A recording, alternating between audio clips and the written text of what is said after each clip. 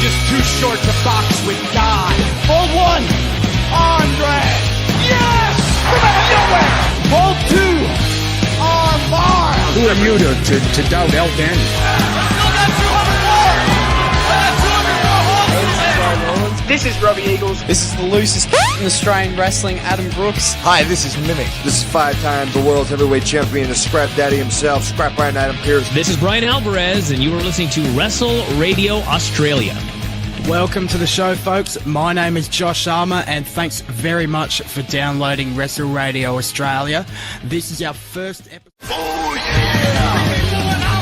G'day, this is Big Brody Marshall. This is Brian Alvarez. This is Dean Brady of the Millennials. This is Jurassic Punk Sid Parker. How many of you guys have heard the term kayfabe? Hello, doggers. This is Jay Hunter from OSW Review. This is Matt Grim Basso. This is the loosest in Australian wrestling, Adam Brooks. This is Scrap Iron Adam Pierce, and you are locked in to Wrestle Radio Australia. I in the game, I'm champion, I'm Triple H. Undertaker, I'm your maker, bury the brother like Kane. Ooh, 1-3, hit the tombstone, hit the choke slam on face. Ooh, yeah, like a macho heel, tell like I'm muscle. If you suffer like tomatoes, I'ma keep a couple models. Ooh, and you may call me HBK. When I'm tuning up the venue, best to get in my way. Ooh, yeah, I'm degenerate, I love it, yes, I love it. If you ain't down with that, then I got two words for you, suck it. Too sweet, put your fangs up. Too sweet, holding up the cup. Let's be busy 23, got me feeling way too sweet. I was trying to make chicken salad out of chicken shit, and it was just awful. I've turned chicken salad into chicken shit. I will continue to do so. Here I was, blaming AEW for feeding you chicken shit, knowing you mindless millennials would be eating it up as if it were chicken salad, when it's really been your fault all along. Make chicken salad out of chicken shit.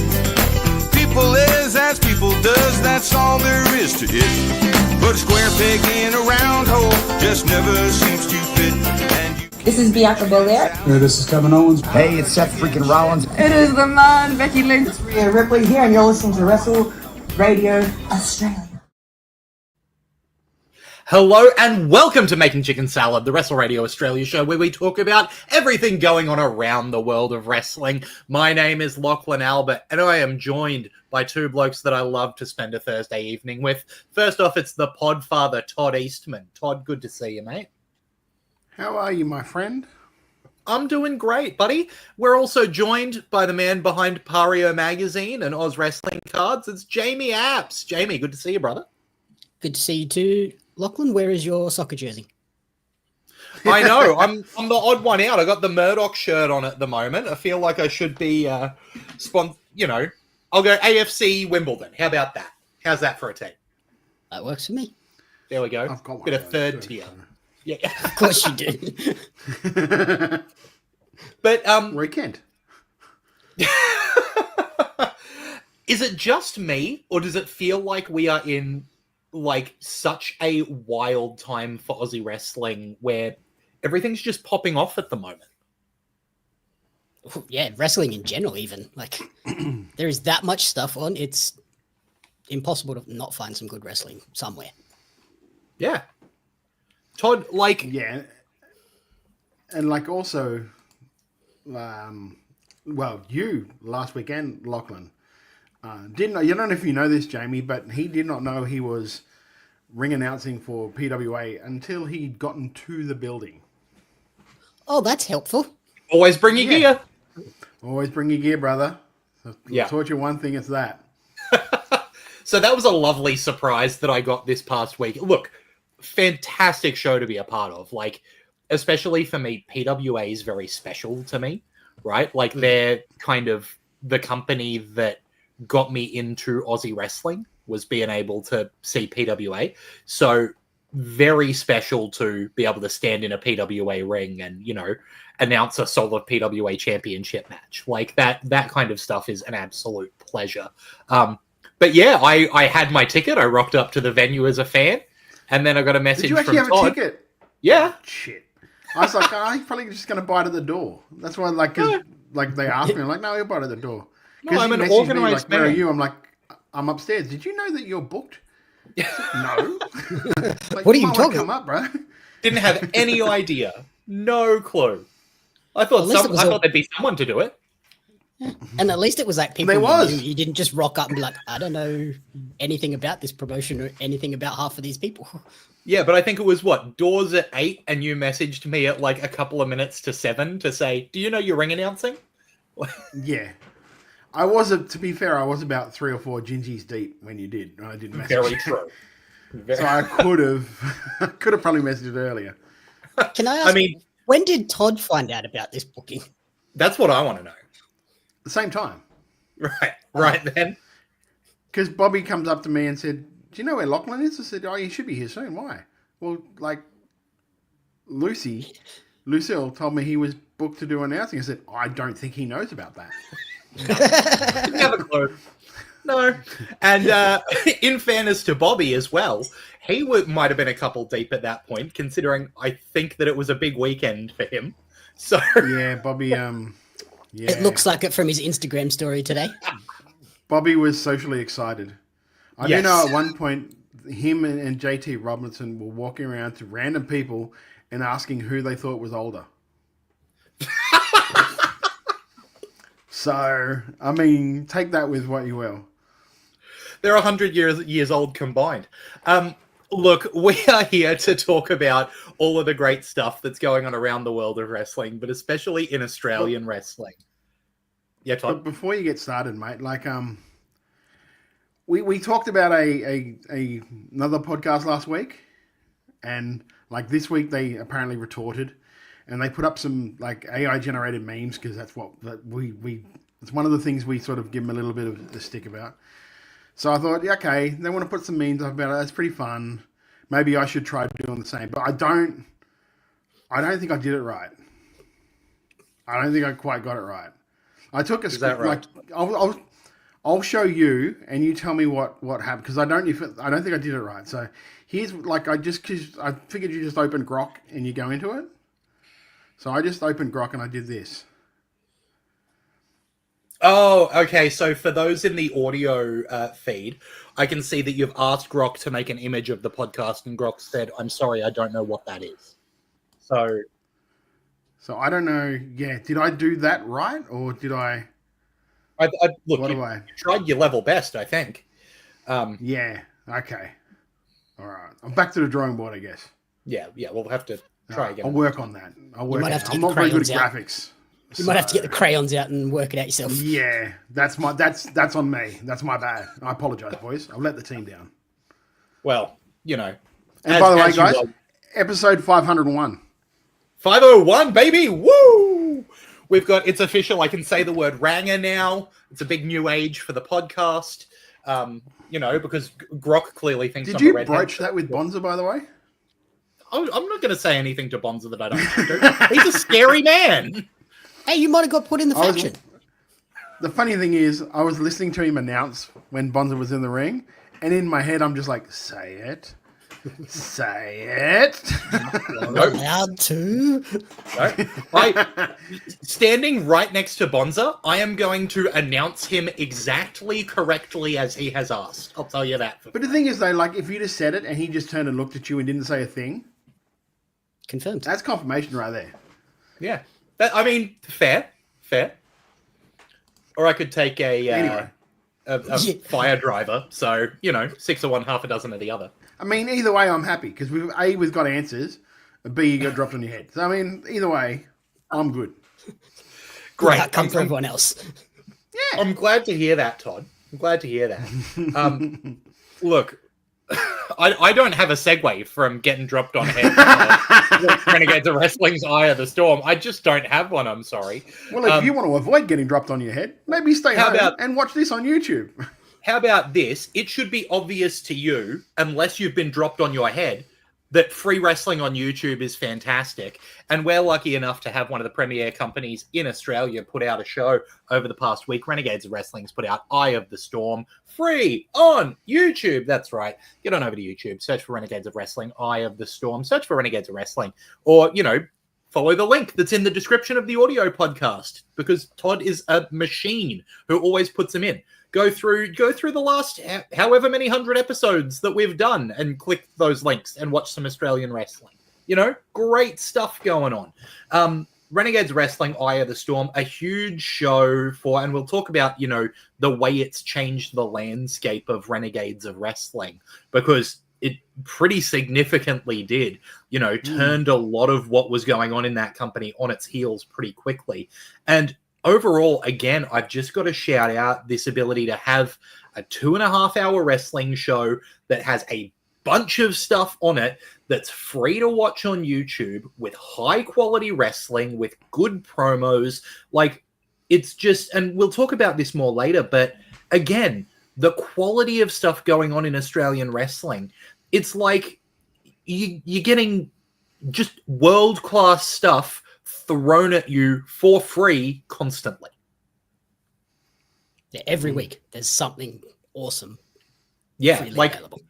Spoiler alert, next week I think we're looking at 2 shows, because otherwise we just don't get to cover everything. There's that many good shows going on.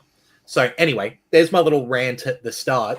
And speaking of a little rant at the start, this show opened with a promo. Unfortunately, not quite as jovial as mine. This was Mitch Waterman coming out with the Renegades of Wrestling World Championship, although clearly not in his gear.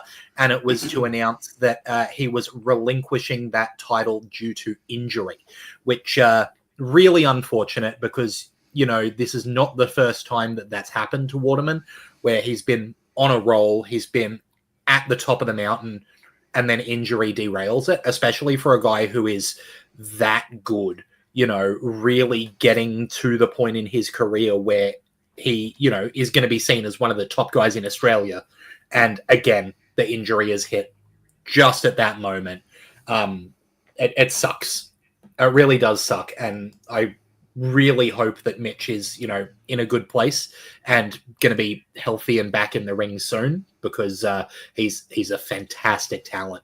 And anytime that he's not able to wrestle, that's just, that's bad for Australian wrestling. That's simple. But there was an aftermath to the belt getting left in the ring by Waterman, and that was the number 1 contender, Lockie Hendricks, deciding that he was going to cash in his contendership. And since there was no champion, that makes him champion. Bing, bang, boom. Done. Prophecy fulfilled. Which, for the Hendricks character, I think is brilliant. And DCT got up off commentary and was not too pleased, saying that, hey, even if you'd got in the ring and kicked the champion in the dick and, pinned him cheeky, at least I could respect you getting the 1, 2, 3, but you didn't. And I think great character motivation from DCT to be, acknowledge that, hey, people who cheat, that's part of wrestling, at least you're getting in the ring. And Hendricks didn't here, which put a lot of, I think, great heel heat on him. Overall, I think really strong package for this opener here. Alex Fireheart in the chat saying, will admit, I've been thinking a lot lately how it'd be interesting to have someone cash in a title shot to just be handed a title. So it was kind of cool to see that actually play out somewhere. Todd, what did you think of this opener, title change, and challenge? I don't know how much warning Renegades got that this was going to happen. So I think they've probably made the best out of a shitty situation. And I don't just mean I mean a shitty situation for Mitch as well as them. But yeah, it's just, I think that if whoever was the number 1 contender, I think if Mitch was a heel and the number 1 contender was a babyface, this would have been a very different show. So I think they did the best with what they had at hand, creatively.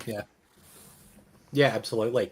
And the fact that doing that fit Lockie's character, I think, you don't want to just chalk it up to luck, but the pieces did, fall into place about as well as they could have, I think, in terms of having your champion walk away injured, right?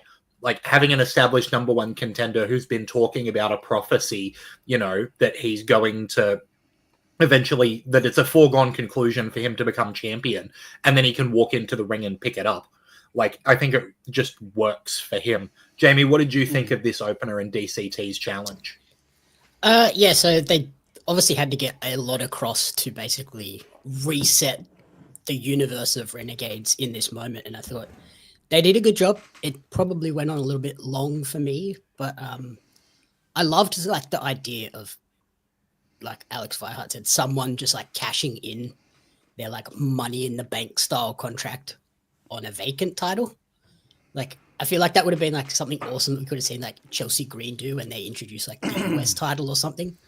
Like when it's as soon as it's announced, someone comes out and just goes, "Oh, I've got this. I'll take that. Thank you. I'll have that. Thank you." Yeah. And it's like, it was a really fun way to do it. And then the DCT thing was perfect to set up that. Yeah, kind of what he's doing is a bit shit. Yeah. Well, what else were you going to do? Were you going to set like a one night tournament up, but then that derails every other storyline you've got going. Yeah. So I mean, really, in some ways it was very unlucky what had happened, but in other ways, the way that they had their pieces, that was lucky. Like having the babyface be the champion and he'll be the challenger. I think DCT's promo was really good to try and make something with some feeling out of something that really there was nothing there to start with. And it really kind of sucked the energy out of the room when Mitch came out as well. So that kind of got the crowd back into it. Being like, okay, no, shift our focus. We hate Lockie. And I think DCT was a great choice to be the one to stand up and go, no, that's not right. You know, have a bit of fight in you, because he is an established guy who, you know, will be a good foil for Lockie. You know, he almost looks like an aged up, more experienced version of Lockie in a lot of ways. I think it was a really great pick. And I think starting him on commentary and having him leave the commentary desk to make that challenge was, I think, really fun and a really nice way to do it. The only thing I think that was a bit, it was 25 minutes long. Yeah. Like that's a long time to set up an angle. I realized what the angle was, but just if anything, I probably would have put the three-way match first and then the promo after that, and then maybe just because of that, it would have been a little shorter. Yeah, just by virtue of where it was on the card. But like I said, it got the job done for what they had to do that night. Definitely. Yeah, like they had so much to get across. Like, oh, Mitch is injured. Mitch had to have his moment. And then they had to now shift and go, okay, this is the direction we're going. Yeah, exactly. A lot of emotional turns there. But speaking of the three-way match, Air Force 3 returning to Renegades of Wrestling with Kobe Reed, JJ Furno, and Murdoch going at it in three-way action. JJ Furno able to get the win here before all hell ended up breaking loose, and both Kobe Reed and JJ Furno had their tag team partners come out for a little bit of brawling. Interesting, I think, to note Jarvis, probably not at the show. That was acknowledged already, why Murdoch was put into this match. But interesting that these are all, people in tag teams. So this singles match sets up all of these as singles competitors while putting some energy into the tag team division for some potential matchups. Jamie, what did you think of the three-way match here? Not a bad opener. I think it did a good job of getting the crowd excited and back into the show. I did like JJ in trunks. That was a nice change up of his look. But in terms of the match, I didn't really enjoy. There was a lot of talking to convey what they wanted in the story, and not so much letting the wrestling speak for itself. Like they were kind of stopping and having little mini promos during the match, which took me out of it a bit. And there was a bit on commentary too where they called Kobe shit. And I was like, how is that helping anybody in this match to say that Kobe is shit? It makes Kobe look bad. It makes the guys that beat him just look like they beat no one. So I probably would have not had that line in there. Yeah, some of the commentary throughout the show, I think, was a little bit, I'm going to use the word interesting, where there were times where I don't know that the chemistry was there between the three guys they had. I do also think that, some of it was just getting sea legs beneath people. I think that by the main event, I noticed Funtime Phil really start to fit into a groove and be really genuinely quite good on commentary at the end there, but I think it took some time to get that established, and there were a few points where I went, is that what commentary is going to do during this match? Okay, interesting. Todd, what did you think of Furno, Reed, and Murdoch? Like I said when we were talking about the I think this would have been the perfect actual just match to open the show for you, because it just had all the spots. Like, I understand what Jamie was saying with the stuff in between, but they're obviously setting up something to be more of a, like, maybe a like TLC match down the line or something like that with all these teams. So I kind of understand where they're going with this sort of thing, but I think Furno in a tights, definitely a good change up, because it's just not what everyone's saying. And I just like even when they compared him to Mike Awesome. Like, yeah, he really did look like Mike Awesome in that outfit. Yeah. I just loved it that you've got Kobe Reed, who's the young guy. You've got JJ, who's basically like, if Kobe Reed is still around in like 5-6 years, that will probably be him. And then you've got Murdoch, who's the complete opposite to both of these guys. Just like the full, like, great base for certain moves of people, but then also just like character out the wazoo. Oh, yeah. So, yeah, I really enjoyed this. Like I said, if this was the opener, I would have been like, yeah, man, this show's going to fucking slap. Yeah. The more I watch Murdoch, the more he reminds me of Steve Austin. Like, it's just that he's always delivering the character, and he gets in there and you go, oh, he's going to kick the shit out of someone, right? Like, yeah. I really appreciate that about his in-ring presence. Alex Firehart in the chat saying, glad that JJ Furno's knees seemed to be okay after clipping the back of them on the guardrail on the dive. Yeah, there were a couple of spots during this show. I think this was the most notable one, where it seemed like some of those dives just went all the way through the guardrail. So, really happy that it didn't seem to be, at least not a match-stopping moment there, and Furno was able to keep it going, because it looked pretty unpleasant. So thankfully that's there. I do also think that they're telling some kind of story about whether or not the ambush continue to exist. And so having, Ryan Rapid come out for Furno, having, and Kobe Reed's tag team partner's name escapes me right now, but the gangly fellow, Will Walker, thank you. Having Will Walker come out. He is a gangly fellow. Having the two of them come out, but not having anyone come out for Murdoch, I think was a really deft touch. It actively reminded you that Murdoch would have had someone there for him, or several someones there for him, and now just doesn't, which I think is a really clever little piece of storytelling there, while also pushing the other tag teams as an important part of the show. Yeah, I think that I really liked a lot of the high-impact stuff that they did here. I think the connective tissue maybe could have had a little more work, but spot to spot, I thought was really exciting and fun. Moving on to another match involving a potentially former Ambush member. Nick Galea, by the way, says, building a proper tag division. There's 5 teams that were involved in some active story on this show. I actually think it's, potentially even more than that with some of the other things that they did cleverly. So, there's so much going on here that I think, like we said, having to reset the whole of the universe of Renegades, they've still managed to have a really strong presence in their storytelling. And a perfect example here with Aisha taking on Ari Nicole one-on-one. Aisha, with the experience, able to get the win over the reasonably new Ari Nicole. But I thought Ari looked really fantastic here. Her presentation has been really good in Renegades so far. She's got the look. She's got the charisma.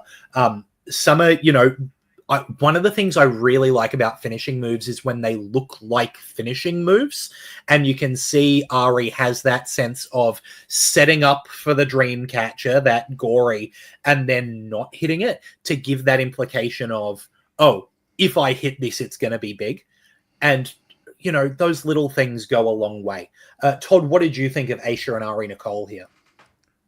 Yeah, I think I like it because it really did re-establish Aisha as being the heel. Yeah. Because there was a while there where the crowd was starting to like her, even though she was doing some like shitty stuff. And the weird thing when she sort of like helped Indy on the last show, I was like, why would you help Indy? She took your belt, kind of deal. But now it's sort of like it's almost like a reset of her. It's like don't like make no mistake, she's still a heel.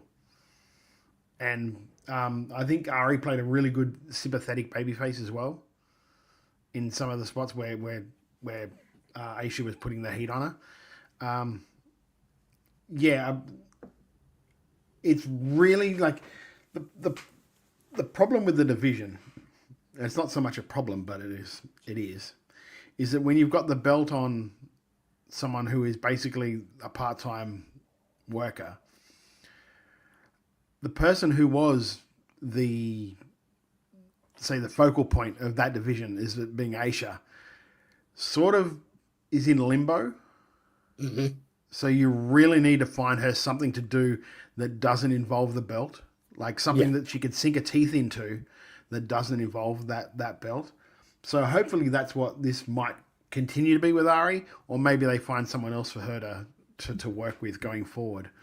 But like, it would be criminal to just leave Aisha as like drifting because you've got Indy and Indy wanted to be a heel. Do you know what I mean? So I thought this was a good start to sort of like not a repackage, but a reestablishment. Yeah, great way to put it. Jamie? Yeah, I thought Aisha was fantastic in this too. She's really kind of putting all the pieces together now. Like even she opened with some real technical stuff, which I don't think I've seen her do before. It's normally more just like your sports entertainment style, but she was doing like ground technical wrestling, and just her confidence. It's on another level. Like right now, she comes out and she owns the room immediately. And I loved the little one finger rope break. So good. That was awesome. Seeing a rope break under the bottom rope is something that I don't know if I've ever seen. And it's so, I know exactly where I am in the ring and I'm going to not put in any more effort than I need to stay alive in this. I thought it was brilliant. It's even more sort of like impressive, not just the Lindy thing, that like Aisha went out there with so much confidence when she was working with someone as like quote unquote green as Ari. So that's another thing just to show you her maturation. Yeah, absolutely. Macho Man Andy Savage in the chat saying Aisha quietly became one of Australia's most reliable and most underrated wrestlers. She never has bad matches and her opponents usually look great. Nick Galea saying, I agreed. I think Aisha's role is the gatekeeper of the division, and she's a very good wrestler. I put on par with any hyped woman wrestler in the country. And yeah, like absolutely right. And you can see why, you know, Renegades was able to invest so heavily in her for so long. And, you know, now that you've got a women's champion, Indy, who is going to be on, you know, as many shows as she's able to, I'm sure, but it's not going to be every show. You can still rely on Aisha to put on these really good matches even with less experienced wrestlers, right, Jamie? Yeah, like I think you can put her in there anywhere. I think, like Todd said, the issue is, does she kind of just become the de facto champion that doesn't actually have a belt? Which is a real hard spot for her to be in, really. Yeah, hard spot for anyone. But what do you do? Especially because I don't have anything to prove it. Yeah, and her gimmick is like being a show-off, being, you know, the luxury first class, and the big gold strap is kind of part of that. And so not having it, and like, she can't even promo about wanting to go after it again because Indy's a heel. Yep, it's heel and heel. So like, it's a little bit of an interesting conundrum they've got themselves into. But like, I think that if we take a step back, who is the big like female babyface in the company? Is it Star? Is it like? I think it's Tali, right? Is it Katie? Is it? I think it has to be they've Tali. already But they've already sort of burnt through her. See, I think that with the match that Tali and Indy had, there's still that element of Tali was ready to face good guy Indy, wasn't getting ready for a match against bad guy Indy, and that put her on the back foot, right? So now that Tali knows what she's up against, she can rally, she can build, she can be that, underdog, because you go, haha, I already beat you. And Tali goes, yeah, but I know I can take that belt from you. Right. Or I think that's the way it goes. I understand that, they did the match. I think if I look at their roster, they're very heel heavy. Yes. On both sides of the men's and women's divisions. Yeah. Across the board. And part of that feels like Renegades is a place where, some of the people who get stuck in certain roles in other places because they need things. Renegades is like, it's almost feels like they're saying, we want to do the thing that you're excited to do. And for a lot of these workers, that just happens to be doing a heel version of their character, right? Yeah. Like, someone like JXT is going to go out there and be the face in Mayhem. But I'm sure he feels like, I want to do something, a little bit goofy and fun and do a heel gimmick. So you end up where the other side of the aisle is true as well, right? The face that you've got, one of the big faces is Jake Andrew Arthur, who spent the majority of his career as a monster heel, right? So all of a sudden it's like, oh, well, we're flipping this and we're flipping this, and we end up just with a lot of heels, which I think is very interesting. But anyway, moving on to another promo, this one here with Matty Romano coming out with his arm in a sling, but dramatically announcing that the doctor says he doesn't need it anymore and getting rid of it. Romano was then attacked by JXT, but the save got made by, as just mentioned, Jake Andrew Arthur, who said that, not having Mitch Waterman in the six-man tag that was previously announced as the main, feels like Andrew Arthur was a good replacement to take on JXT along with Hector Jones and Tyson Reed with the team of Caveman Ugg and Sam Yanis. I liked Romano's kind of, hype up to return. And I think it was a clever move to get the Andrew Arthur business done as part of that same promo and get it all done in one hit. Do you agree, Jamie? Yeah, I think it was nice to see this thread weaved through the entire show. Like they kept circling back to, what's happening with Lockie and now that Mitch is out, and how does this person now factor into that? I thought that was a really nicely done part of putting this show together, given that it probably happened very last minute. Absolutely. Todd? The funniest thing is, right, when that Andrew Arthur character debuted, we're like, okay, this is a heel. Yeah. It's like ironic, clean, but they've just pivoted because the crowd's completely gone with him. And now it's a very baby-facey move. And I think Jake's really happy doing that. It feels like he's very comfortable being almost like the cuddly monster. Yeah. Do you know what I mean? If anything, I feel like he fits this character more than he ever did the heel character. I think this character is closer to him. That's why. Yeah. That's exactly what I was going to say, right? If I saw Jake, it feels like this is the person who I would be meeting, right? It doesn't feel like there's a lot of artifice here. Obviously it's turned up to 11 with the goofiness, with the big O-L-Y. Obviously that's not what he's going to be like in real life, but it does feel like he is somebody who is quite genuine, quite, happy and excitable. And that feels like the character we're getting. So overall it was a good spot. You knew something was good. As soon as Jake's came out, you're like, okay, he's going to attack him. I know they're going to go for the swerve thing, and he's going to attack him, and yada yada yada. But this also sets up going forward. You got Jake and JXT, but then you've also got Maddie, who obviously want a piece of JXT coming up as well. So it's like JXT setting up multiple sort of storylines. Yeah, he's put a target on his back from everybody. Yeah, exactly. So, and especially at the end of that six-man when even the heels left him. Yep. Yeah, so, it's everyone against JXT. I get the feeling that JXT's character is kind of one of those ones where he'll be able to lose every show and still keep his heat. Yeah, 100%. It just seems that's the way it seems to be with him. Yeah. I also wrote down, where do I get that JXT tracksuit? That was awesome. It's beautiful, isn't it? It was very cool. And Wild Angels Right says, felt like a long time coming for an OLY face turn. Also, who wants to boo an Olympian? I mean, we got some good boos out of Kurt Angle back in the day. But yeah, there is an element of, he's a homegrown I don't know. Olympian. I heard Gable Stevenson got booed so very much. That's true. I do want to boo him some more. To be fair, though, Australians do love their sport, so it's hard to boo an Olympian in Australia. Yeah. Yeah, absolutely. Moving on to another tag match here, where Starlux, Katie Lux, and Tali managed to defeat the Glow Up, the team of Charlie Rose and Rochelle Rogue. I didn't mind this match, but I'm not sure if this was the blow-off to this feud. Like, I don't know where I necessarily see this going. Todd?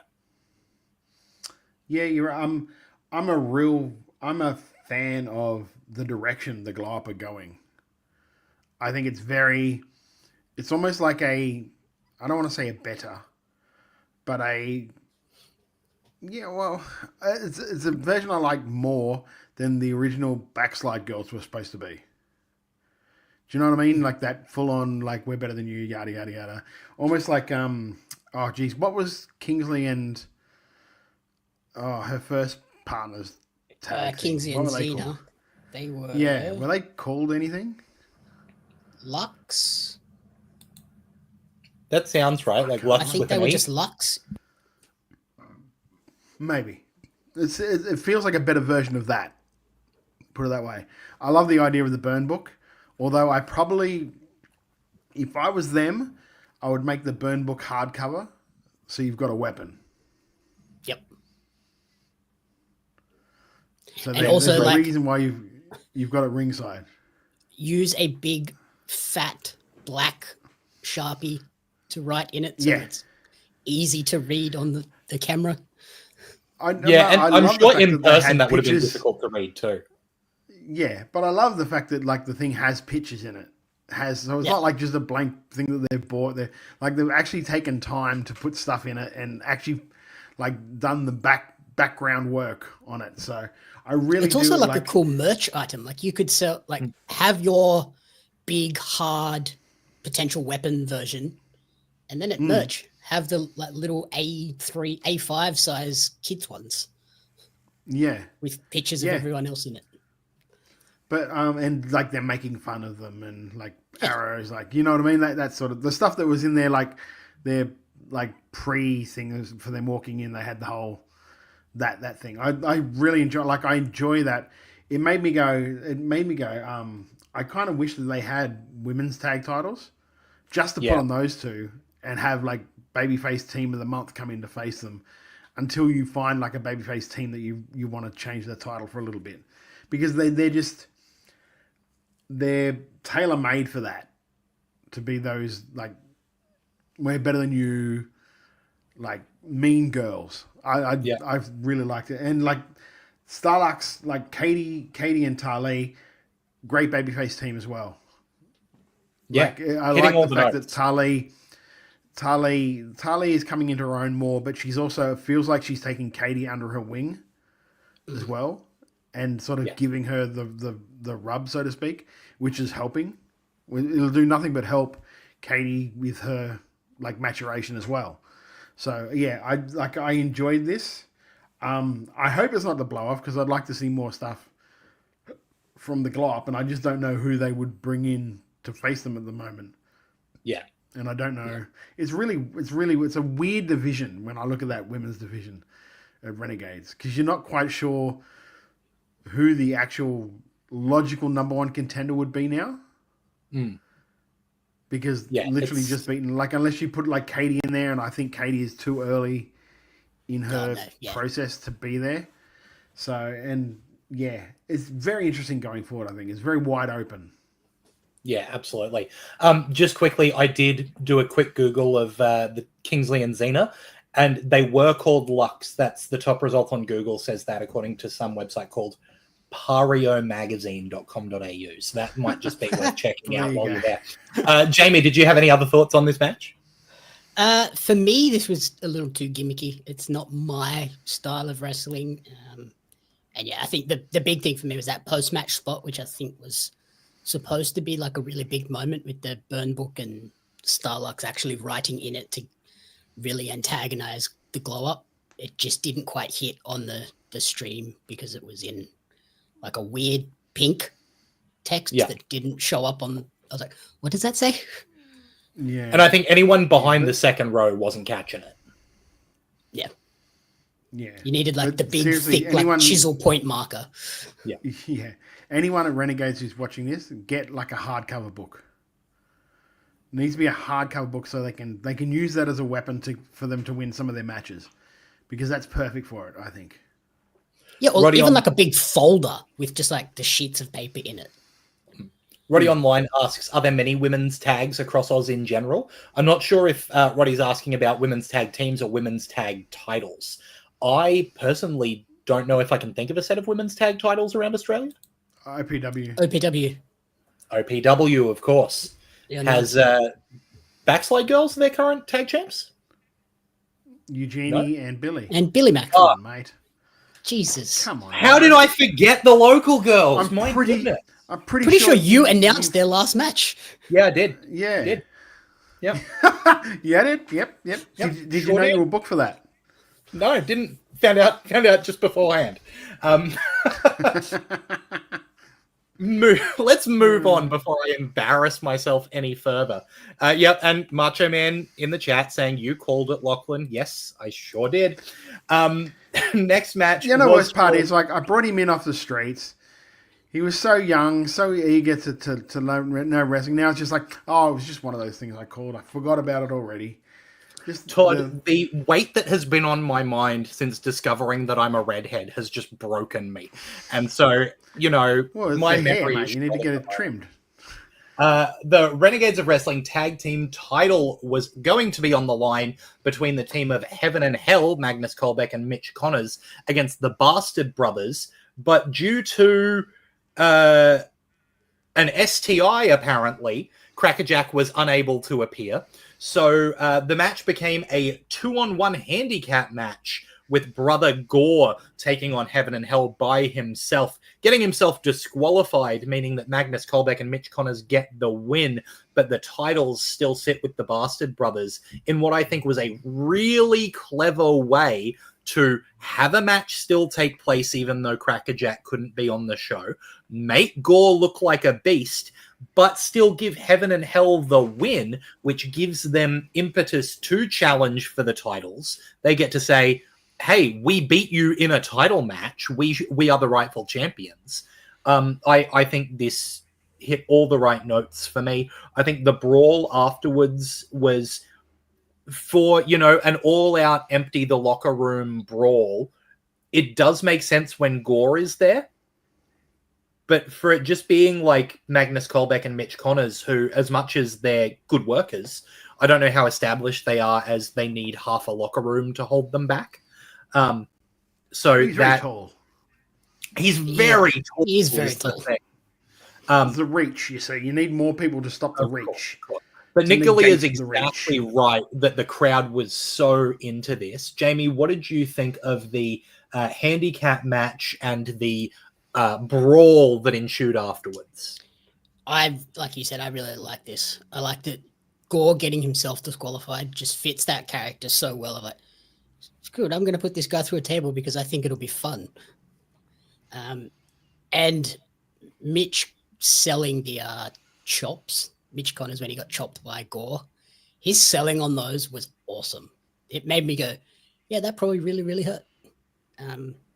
My one thing that I would call back on is maybe Magnus could have sold the table spot just a little bit longer because it felt like he got put through the table and then 2 seconds later was like getting back up to get back in the fight. I was like, that doesn't quite work for me. Well, he's the hell part, you see. Yeah, true. And Mitch gloating about beating Gore twice. Like, as soon as the bell rang, he's up there going, I beat you twice. I beat you twice. I was like, that's great. Perfect. storyline carry on. Yeah, absolutely. Todd? You already know that I'm not a fan of that promo type. Like, when there are kids in the audience, and apparently just rolls off that he had syphilis or something. That's why he wasn't there. I mean, I don't know why they had to do. Why couldn't they just do something like fucking like Heaven and Hell took him out backstage or took him out before the show, and so Gore was coming in on a house of fucking fire to destroy these guys for what they did to his brother. Especially when you're trying to establish them as a heel act, like have them do that like they're trying to get an advantage to win the titles. Yeah. Like at the moment, a burning sensation when he urinates is more powerful than Heaven and Hell because it took him out of the match. Do you know what I mean? I'm being facetious, of course, but like it's an easy way for them to get more heat on that team without even having to do anything. And then you could have Gore come out like as a house of fire, didn't care that he was getting fucking disqualified because he just wanted to get revenge for his brother. And as much as Gore is like a terrifying machine, the fact that he's seeing a dude who is like shoot 7 foot tall, and a 2-on-1, and he's like, yeah, I'll take him in a handicap match. That's fine. I'll put the titles on the line. I don't even care. Like it's only Heaven and Hell, right? Like that does give me a little bit of like, that doesn't make them seem threatening, which you want that team to look good. Yeah, 100%. And the match itself wasn't bad, and everything Jamie said, I completely agree with. It's just I think the way they got into it, they could have got into it differently. And like I've already said before, that I don't like those promos in front of that crowd. Yeah. Was this an 18+ show? You're trying to sell more. No, there was kids in the front row. There was kids in the front row last time when they did it. Yep. Talking about stapling dicks together and shit like that. Yeah. Gore wasn't the first one to like say some off-color stuff too. Like there was some pretty heavy swears early on in the show as well. And plenty of some blue work from the commentary team as well throughout the show. So it's, look, they're having fun, but I think a Wrestle Rock vibe is great for Wrestle Rock, and sometimes it's about knowing your audience, right? Yeah. See, that's I was gonna say this at the end of the review, but I feel at times Renegades have an identity crisis. Where they don't know if they're Renegades or if they're Wrestle Rock. And they need to work that out to be able to target the audience they want. Yep. Yeah, it's like you've got Raw you've already got the Wrestle Rock crowd. Define them. You've already got that Wrestle Rock crowd in your pocket when you do Wrestle Rock. If you want to go to, and let's face it, like toning it down a bit to get more kids involved makes you money at the end of the day because those kids grow up. Yep. And Andy with the question, I'll read it out. Andy saying, isn't this what Renegades and its audience is? You've pretty much known what you're getting by now, especially with Gore and Crackers. I know you've said this before, Andy, too, but like you will never grow your crowd like that. You won't grow your crowd when you're always like going to that audience that you've already got. Mm-hmm. Like and you've already especially got that audience. If parents bring their kids to this, there's wrestling on close to home, and it's like their first wrestling show, and they get there and the guy's immediately talking about syphilis, and they're just like, well, we're never coming back here. And we're probably never coming back to any wrestling show. Nicolia is saying, again, though, being at this show live there, the vibe of the crowd, I think, set the tone. From the opening promo, the swearing started with the crowd and not Lockie.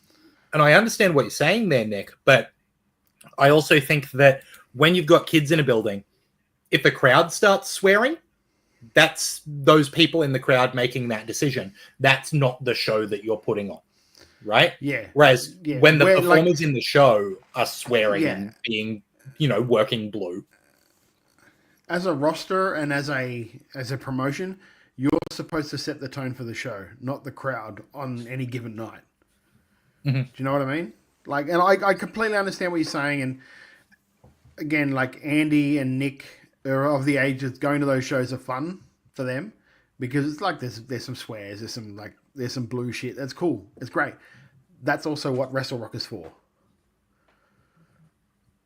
Or they've already got that as a technical arm of a sister promotion to them is Wrestle Rock. So why wouldn't you just go a little bit differently and try and get a little bit of a younger audience as well? Because eventually that younger audience grows up and then they graduate into Wrestle Rock. Yeah, exactly. Or if you're deciding and they're the ones who spend the money too.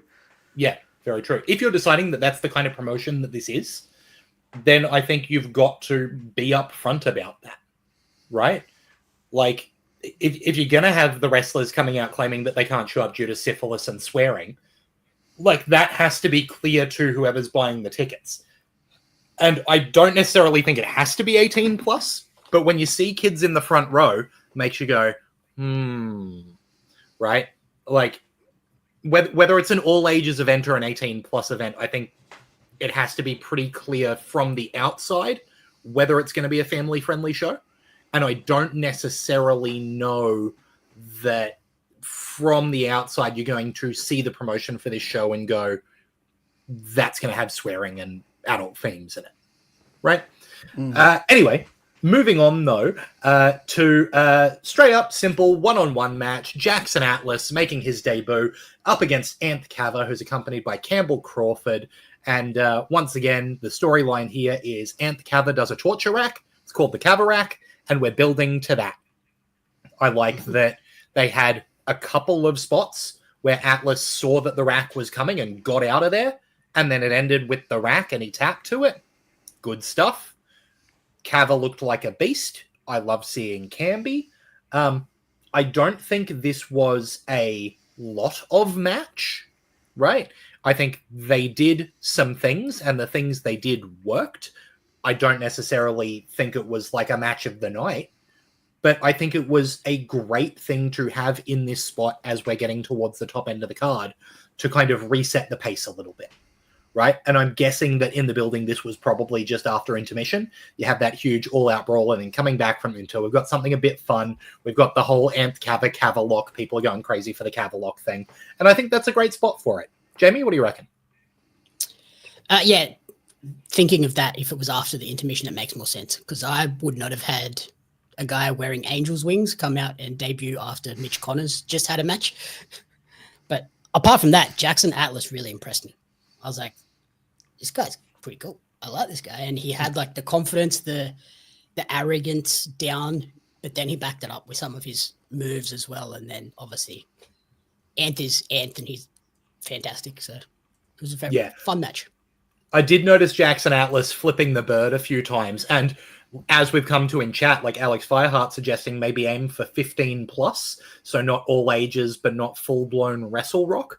And Nick Galea are saying that he appreciates that vibe as well. That, you know, kind of fits. When you've got kids in the audience, I don't hate a middle finger. You know, it feels like it's pushing the envelope just a little bit. Yeah, I've seen 8-year-olds pull the middle finger. Yeah, middle fingers are fine. It's bro, I work in schools. I've seen 4-year-olds do it. But you know, like I do think that that's the kind of thing where if they were saying, "Hey, all ages show," and then someone's doing the finger, then that's a rude thing to be doing. You shouldn't do that. It's clearly a bad guy, right? Yeah. If because I haven't been to a live like Renegade show, is there any type of warning before the show that this may contain like language or images that are like, I'm just asking, I don't know. I can say that for the shows they've promoted up here in Queensland, because they did the Renegades and GCW show, and they were also part of the Super Show, a fairly big part of the Super Show. There wasn't anything in that vein at those shows, but you know, there was nothing at I went to the very first Renegade show, and there was nothing for that either. Yeah, I just wondered, because that if they did that, then I think that almost covers them. Yeah. Nicolia says there's not really, the vibe of the room does give an adult vibe, but like, I think it isn't the castle. You can't just go, it's the vibe. It's the vibe of it. It's a throwback that not many people will probably get. Anyway. The serenity. LME's dreaming. Alex Fireheart says, I did like Cava's selling of the arm to the point his other arm had to get raised after the match because he was still selling it. Like, those are those little 1% things that guys like Cava always deliver on, right? It's really important, and when you see it get done, it makes the difference. Todd? I kind of think that I don't know if Cava is more doing this or if it's just what promoter's doing. He seems to always have a second with him, and I feel that really works for him. Having someone there. I don't know what it is about it. I know at least with Oz Pro, it works because it's like it's a heel Cava. That kind of thing really works for him. I think he feels. It looks like he feels more comfortable when he has a second out there. I don't know if that's weird to say, but yeah, this was a good match. It was fine for what it was. If it was coming back from intermission, it was a nice way to bring him in. Absolutely. Moving on then, a 6-man tag team match with the team of Caveman Ugg, Jake Andrew Arthur, OLY, and Sam Yanis taking on the team of Hector Jones, JXT, and Tyson Reed, accompanied by Chloe St. James.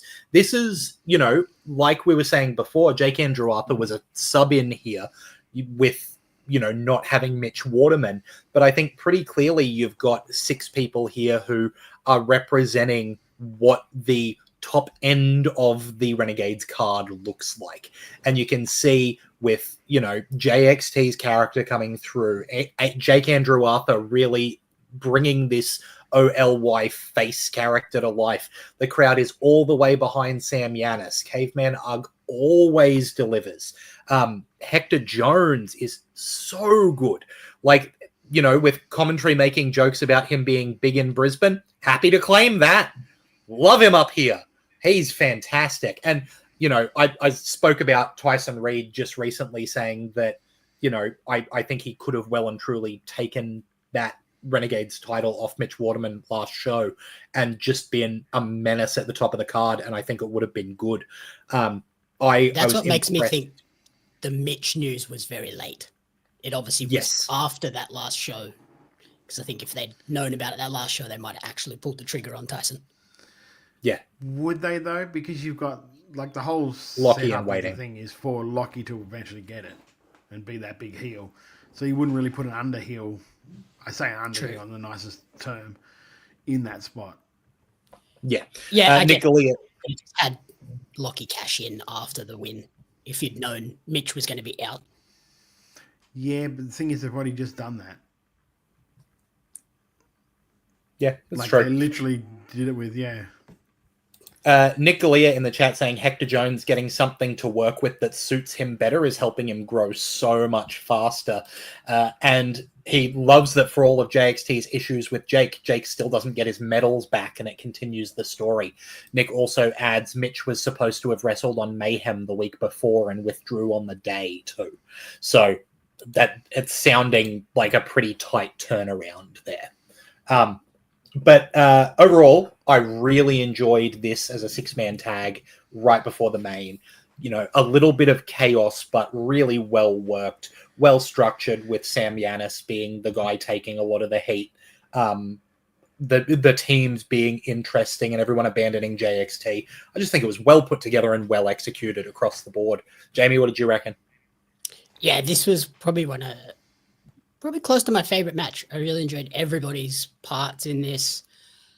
The dissension between the heel teams, like ultimately leading to them leaving JXT, which kind of furthers his idea of frustration of being abandoned by the audience and everyone. So it plays on that. And there was one little thing that I picked up on was Ugg avoided Chloe's monster spit spot, which like feeds back into when they had the title matches and stuff, and he's learned.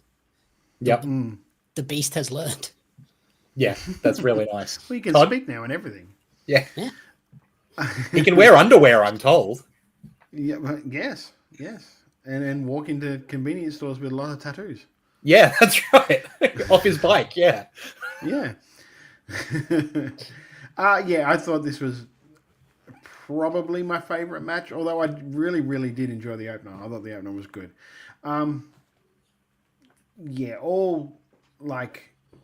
While I don't exactly love where Hector is at the moment, just because he's like an underling to Lockie, I do like Hector. I think Hector's got a lot of upside to him. So, I'm really looking forward to see where that go. I'd almost like Hector to be in the same sort of spot Tyson Reed is right now. Because they kind of feel, like, wrestling-wise on par. But yeah, Tyson Reed, they're a great, 2A heel. You know what I mean? You've got Lockie, then you get 2A, definitely. If anything, God forbid, were to happen to Lockie, that he would be the spot that he could easily move into. I think, anyway. I really enjoyed this match. I thought it was great. Sam seemed a little out of place. Just a little bit. But I guess that's just me not really have seen him a lot. I've seen a lot of all the other guys. I haven't really seen much of Sam. And the crowd was clearly behind Sam. Yeah, of course. Because I think he gets that. I think there are a lot of people that are there specifically to see him. Yeah. Same as Matty Romano, that sort of a deal. But yeah, I enjoyed this match. If this was supposed to be the main originally, I think it would have been a lot different. But yeah, I have no issues with this match. I thought it was good. Yeah, absolutely. Macho Man Andy Savage in the chat saying, I'm curious, watching the stream from Interstate, do you sense a different vibe do you sense a different vibe between Essendon shows and Northcote shows? Honest answer, Andy, from me, I didn't realize that they did two different venues. Oh, there you go. That'll tell you. Yeah. It makes sense, I guess. I guess the ramps are different, but I haven't paid enough attention to notice. Yeah. It's Alex, something to keep in mind for the next show. But yeah, the shows we've watched recently, no big difference for me. And Nick Galea points out that the point of the match might have been giving Sam a bit of the rub to go back to his feud with Lockie, because that is something that was building up there. So he, can build up there and be a challenger. I don't necessarily know that that's as exciting as someone like Ugg or Andrew Arthur or even Kava, perhaps, being the next challenger. But we'll see, because I do think there is a long-term story there with, Giannis trying to get there. Yeah, I feel like Sam would maybe be the third or fourth option to challenge, and he's the one that finally overcomes Lockie, maybe. Yeah. Moving on. Who is the biggest babyface they have? Yeah, because it's pretty... Besides Ugg, of course. And then, Ugg is former champion, he's had his shots fairly recently, and he's got his story moving forward with I assume, Tyson? Right? Even though we've seen... Ron Burgundy? I'm Ron Burgundy. Alex Fireheart says, also, as much as the commentary could be very PWG and I'd roll my eyes or groan, the bit about, quote, I have Tyson Reed's mum's number because she had a thing with my uncle and she wants to get back in contact with him, did actually get a laugh out of Alex.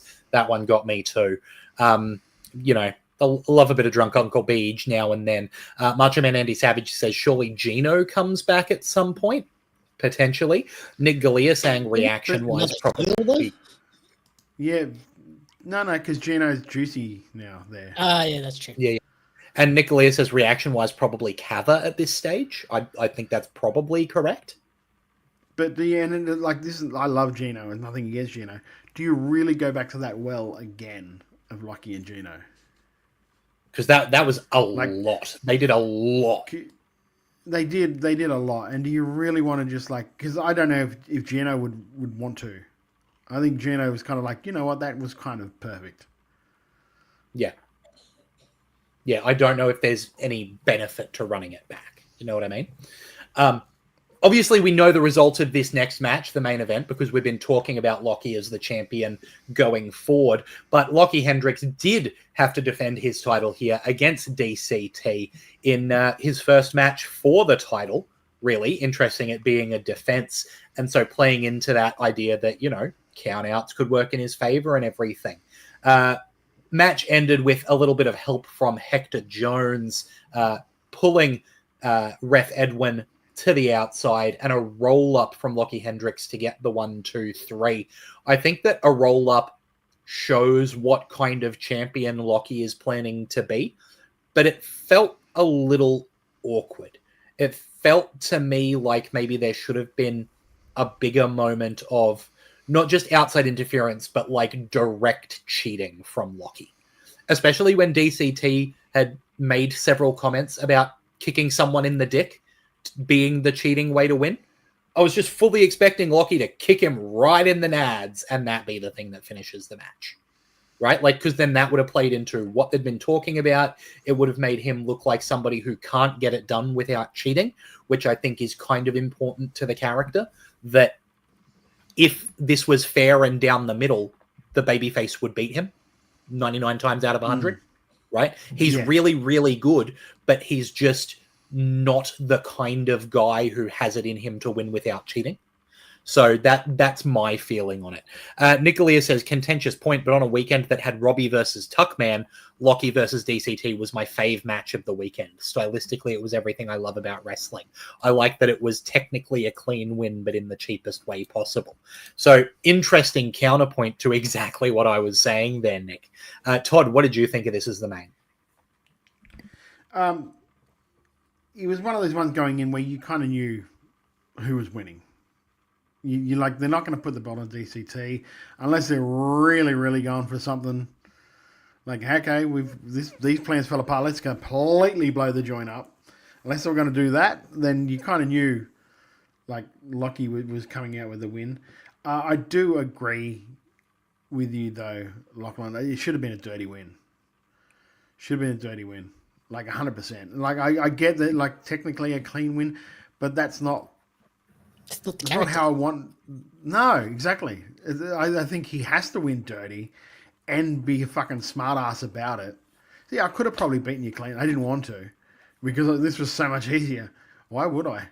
Yeah, all he had to do was say, yeah, you said I needed to kick someone in the dick, so I did. Yeah, I literally did what you told me to. Why are you mad? And then, like, this is the thing, though, is the whole character is he literally calls himself the aspirationalist, the implication being that he aspires to certain things, but also implying that he is what you should aspire to, but then he does not meet that thing that he is proclaiming to be, right?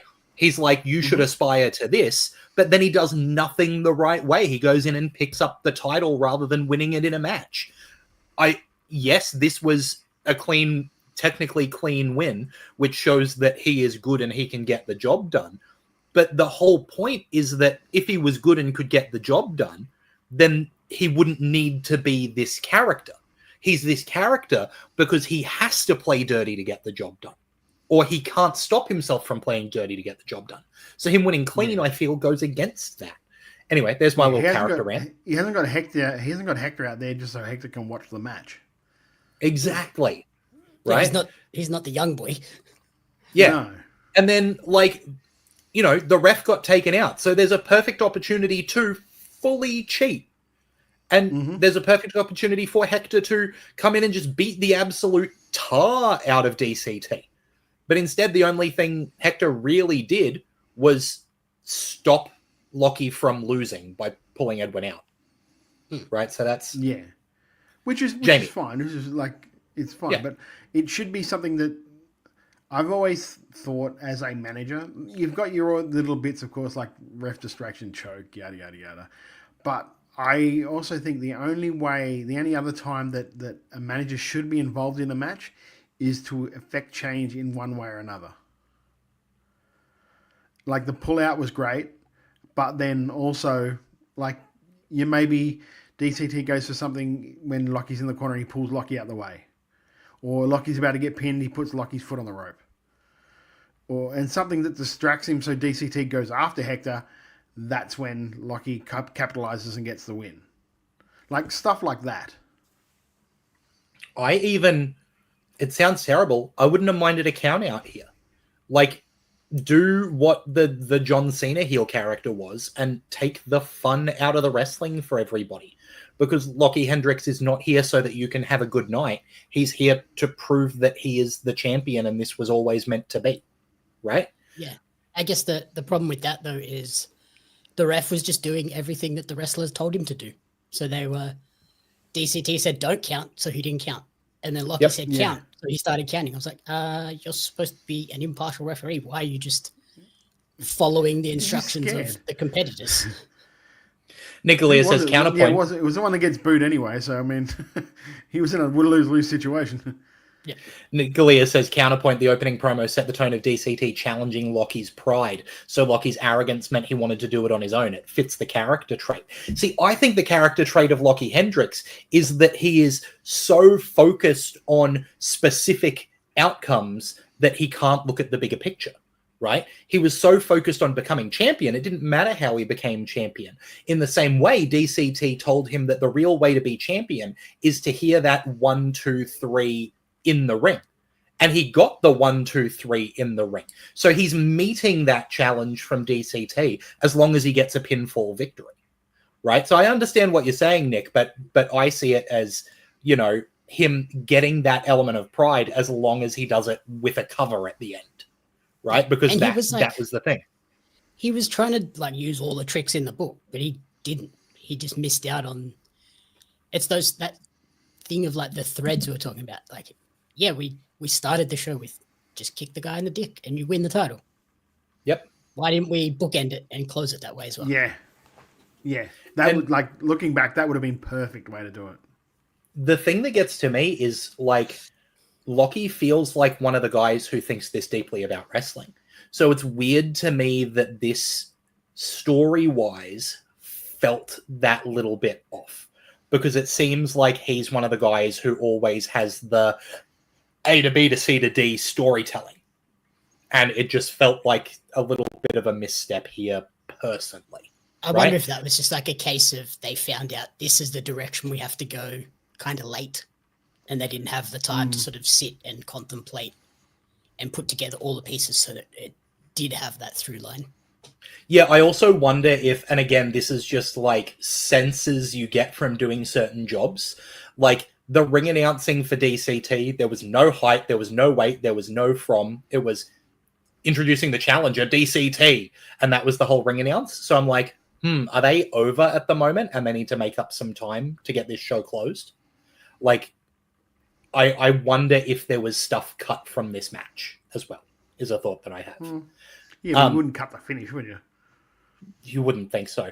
Alex Fireheart says, in a funny way, the finish still could have been a small package, but just having kicked him in the dick before that. Yeah. Bottom line is, we wanted to see a dick get kicked, and a dick did not get kicked. We want dick kick.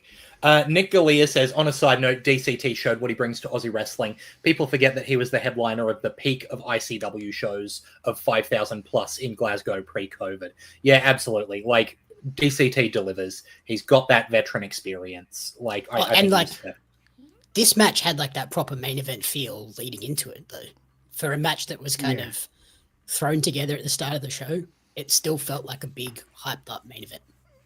Yeah, absolutely. Talk about like the luxury of having someone backstage there that can just jump in at any time to do a match. And be a main eventer. Like, sorry, man, we need like 20-minute main event. You reckon you can do it? Oh, yeah, I brought my gear. Yeah, exactly. You know what I mean? Right? So yeah, that's always good to have. And look, we've clearly got some thoughts about certain elements of this card, but there's no denying that as an overall package, Renegades of Wrestling, Eye of the Storm was a really entertaining wrestling show that leads to a lot of potential future possibilities for Renegades. And it's interesting to see where the pivots from this show are going to lead to, which means that you should definitely check out Renegades of Wrestling's Eye of the Storm, especially considering it's free on YouTube. My goodness! You can go to YouTube and search for Renegades of Wrestling, or you can click the link in the description of the audio version of this podcast to get onto Renegades of Wrestling's Eye of the Storm, because massively worth the time. yeah, like I said at the start, I think they did the best show they could with the circumstances they got thrown at, probably at like the last-ish minute. No, I wouldn't say last notice at most. Yeah. So like, trust me, I know what that shit is like, and it can be absolutely maddening. And I can't imagine what it's like with the pressure of like being like a Renegades of Wrestling, where it's not just the couple of hundred that are going to be at thing. It's going to be shown on live on like YouTube around the world, and a lot of people watch this. Yeah, it'd be interesting to see their next show, how they follow up on a lot of these new storylines. Yeah, exactly. Yeah, and like we're saying there, because Renegades of Wrestling is at the forefront of Aussie wrestling, but it's far from the only game in town. In fact, no matter where you are around Australia this weekend, you're going to have the opportunity to check out some great Aussie wrestling. We're going to give a special shout out to Michael Lee at the Australian Wrestling Community Facebook page, who does an awesome job getting this list to us every week so we can go through and talk about all of the incredible shows going on around the country and what you should get around. If you're in New South Wales, you've got a couple of options. IWA, International Wrestling Australia, has the Wrestle Revolution Tour, which is going to be on for 2 nights, Friday, August 22nd at Armidale and Saturday, August 23rd at Tamworth. And All-Star Wrestling Australia has Dangerous Measures also on Saturday, August 23rd. Up here in Queensland, you've got a few options. Impact Pro Wrestling on the Gold Coast has London Calling, featuring Paul London on Saturday, August 23rd. United Pro Wrestling Entertainment has Recoil, which is their final event at their Caboolture South training facility. So that's going to be a big going out show. Yeah, I'm kind of mad about that. I wanted to do one of those shows because it looks like a cool little venue. I've been to a few of those shows. That's a good venue. Like it feels like the energy in there is great. What was that? Like an old NW. It feels like a mini arena. It feels like an old, like an NWA, like old OVW sort of like TV taping place. Yeah, it's quite narrow and long, so there's only a couple of rows along the side of the ring, and everyone's kind of hard cam. Like it's really. I was kind of hoping that Mitch and I would get to work it one day, but they keep just putting us on the big shows. Yeah, what a shame. So that's on Saturday. That's on Saturday, August 23rd at Caboolture there. And Venom Pro Wrestling has Meltdown 9, which is also on Saturday, August 23rd. Meanwhile, over in South Australia, you've got a couple of big shows. Wrestle Rampage's Parabellum is going to be on Friday, August 22nd. That one's got a big main event with Robbie Eagles taking on Tommy Knight. So that's going to be huge. Meanwhile, over in Riot City Wrestling, Heavy is the Crown is going to be on Saturday, August 23rd. And I believe there was the champion put out who he wants to have challenge him for the belt. So it's going to be Matt Hayter taking on the Dark King, Zach Sabbath, for the title. So that's going to be a belter as well. Good thing that's a Friday. In South Australia. A Friday and a Saturday, so you can catch them both. It's so good that those aren't clashing. That's unreal. In Victoria, meanwhile, you've got a clash on Friday night. You can either go and see Wrestle Rock with special guests X Halen. We're going to talk about that very soon. Or you can see PCW Slam. Meanwhile, on Saturday in Victoria, Mayhem Pro Wrestling has Guilty as Charged on. Then over in Western Australia, New Horizon Pro Wrestling has Froth Town, which is on both Friday, August 22nd and Saturday, August 23rd. And Lucha Fantastica's Circus Show is making its way to Perth on Saturday, August 23rd, which I believe has an all-ages show during the day and an 18-plus show during the night as well. So tons to look out for. Speaking of that Wrestle Rock show, let's run through the card there quickly. So they got special guests X Halen, the Van Halen tribute act, performing live. You've also got Ryan Rapid versus Murdoch. You've got Jesse Love coming over from Queensland with Jazzy to take on Caveman Ugg. There's going to be 6-man tag team action with High Life and Tyson Reed taking on the team of Crackerjack, Funtime Phil, and Jake Andrew Arthur. OLY. Meanwhile, the Battle of the Baddest is going to be going on with Lockie Hendricks versus JXT and the Wrestle Rock Championship on the line with a couple of big, meaty boys as Jake Taylor defends that title against Brother Gore. So Wrestle Rock is going to be absolutely massive this Friday, August 22nd. A couple of the Jake Taylor promos going into this have been really entertaining as well. So go and check out. He's a funny dude. Like Instagram. He is a funny man. Yeah, Nick Galea saying Dusk versus Tyson Reed at Mayhem is one hell of a match. Yeah, that one just got announced. And Wild Angel in the chat, Todd saying, "Wish I could make this history-making show." And Lockie saying, "Oh no." Anyway, yeah, that's welcome to my world last Saturday night. Yep. Moving on. And speaking of moving on, we're going to move on to what's happening next weekend because MCW Vendetta is sold out. If you want to catch it, you'll have to catch it streaming on MCW's YouTube channel on Friday, the 5th of September. That's got matches like Rocky Monero versus Edward Dusk. The MCW Intercommonwealth title on the line as the Clydesdale referees a match between Adam Brooks and the Tuckman. It's got Tommy Knight versus Robbie Thorpe. It's got an MCW Women's title #1 contendership match with Aisha versus Shay Cassidy. It's got the MCW tag team titles on the line as Water Rapids, Mitch Waterman and Ryan Rapid, take on Lucas Fantasia and Lucky O'Leary and the Natural Classics. We'll see how that one shakes out. I was going to say, what's going to happen there? I tried to shake people for information on this today. Would not tell me. Interesting. Bastard. There's also going to be both of the big belts on the line with the MCW Women's title being defended by Eugenie against Erica Reed and the MCW World title being defended by Caveman Ugg against a returning Eli Theseus. So that show is going to be huge. Congratulations to everyone who managed to snag a ticket. We've been telling you for a couple of weeks that was the go, and now it has sold out. So we'll see that streaming live and not live, but free on YouTube on the 5th of September on MCW's channel there. That Aisha versus Shay Cassidy match is a sleeper. Yeah. Very much. Very much. I'm very interested to see how Eli goes, though, on his first singles outing. Absolutely. I'm not sure if I'm going to read this whole post, but we had just today a bit of sad news related to one of the people who was on the Renegades card that we just talked about. A post from Canby here saying, "Hello, everyone. Due to ongoing post-concussion issues and discussions with doctors, I've made the tough decision to cease wrestling effective immediately." Canby says, "This isn't currently life-threatening, but has absolutely gotten to a stage where my day-to-day life is being affected dramatically, and I simply have too much to lose if I continue." Sending all of our love out to Canby because, we had a lot of opportunities recently to talk about just how entertaining Canby is and seeing him in a variety of roles, doing the managing, doing the tag team stuff recently with Kava. Like, Canby is just an absolute pro, and it's a shame that we're going to be not seeing him get in the ring for probably ever, is what it's sounding like. Maybe just read that second last paragraph as well.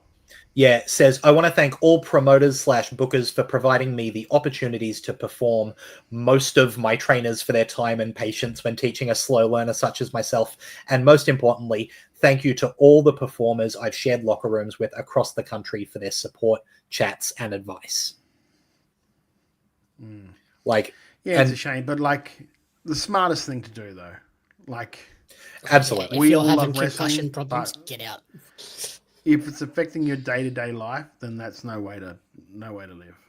No, and at the end of the day, wrestling is wrestling. It's not everything, right? So if it's taking a toll on living day to day, then you've absolutely got to take care of yourself. But, it's been a pleasure to have Canby in Australian wrestling, and Alex Fireheart with exactly the move. Sucks to have that happen, but glad to know he's taking it seriously. And Nick Galea also says, "Massive shame Canby adds so much to shows, and he'd make an excellent announcer." So you never know, we may see more He'd out make of an ring excellent from commentator, Canby. I think. Yeah, that's what I was thinking. He'd be really good in commentary. Because great talker. Especially with great talker. Renegades kind of seem to have that rotating, trying to figure out what their roster for commentary is. Yeah. If you've got someone who can no longer be an active wrestler that can talk, fucking put him in there. Give him a crack.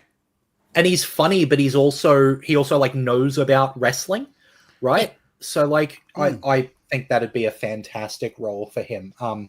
And anyone who can talk about wrestling, takes a lot of, very specific knowledge. Thankfully, we have that here on Making Chicken Salad, with the amount of experience that Todd has and the amount of time wasted watching wrestling that I have, we can just talk nonstop. So that's what we're going to be doing right after this ad break. It's actually, before you do that, it's actually funny you say that, because I had a Facebook memory pop up today and I sent it to Big Brody Marshall. It was today, 15 years ago, that I put up a post on my Facebook going, who wants to go and see the wrestling with me on Saturday night? And that was the first Riot City Wrestling show we went to. And then by the next show, I think we were training, or the show after that, we were training. That's unreal. Yeah, 15 years. Wow. Well, to the day almost. That's incredible stuff. So with all of that in the back pocket, there's so much going on around the world of wrestling that we're going to talk about. So we are going to chat about what's going on in WWE, AAA, AEW, New Japan. We've got updates on the G1. It's all happening. We're going to talk about it right after this.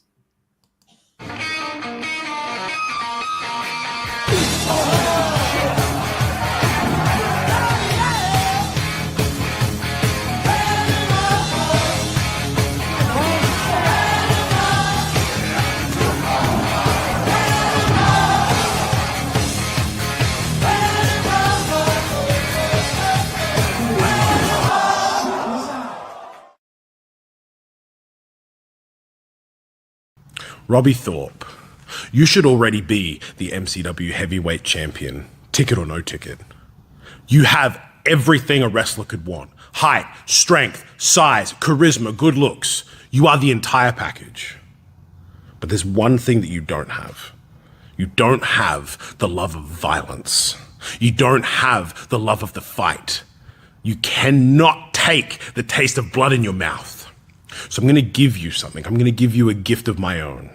I'm going to teach you what it means to be a heavyweight. I'm going to teach you how to be the last heavyweight. And your gift to me is going to be your golden ticket so that I get my shot at the MCW Heavyweight Championship. Rob, I'll see you soon. MCW, this three-way tag team championship match is our classroom. The Natural Classics are here to teach you a lesson. We've got years on those teams. Battles fought, lessons learned, and victories stacked. We don't just wrestle. We outthink, outmove, and outlast everyone. Nobody knows the ring like the Natural Classics, and let alone our unbreakable bond. Those other teams, one was put together, and the other is chasing our shadow. And when that bell rings, experience wins. At MCW Vendetta on August 30, those championships are coming home. Oh, and champs, we've got a surprise for you.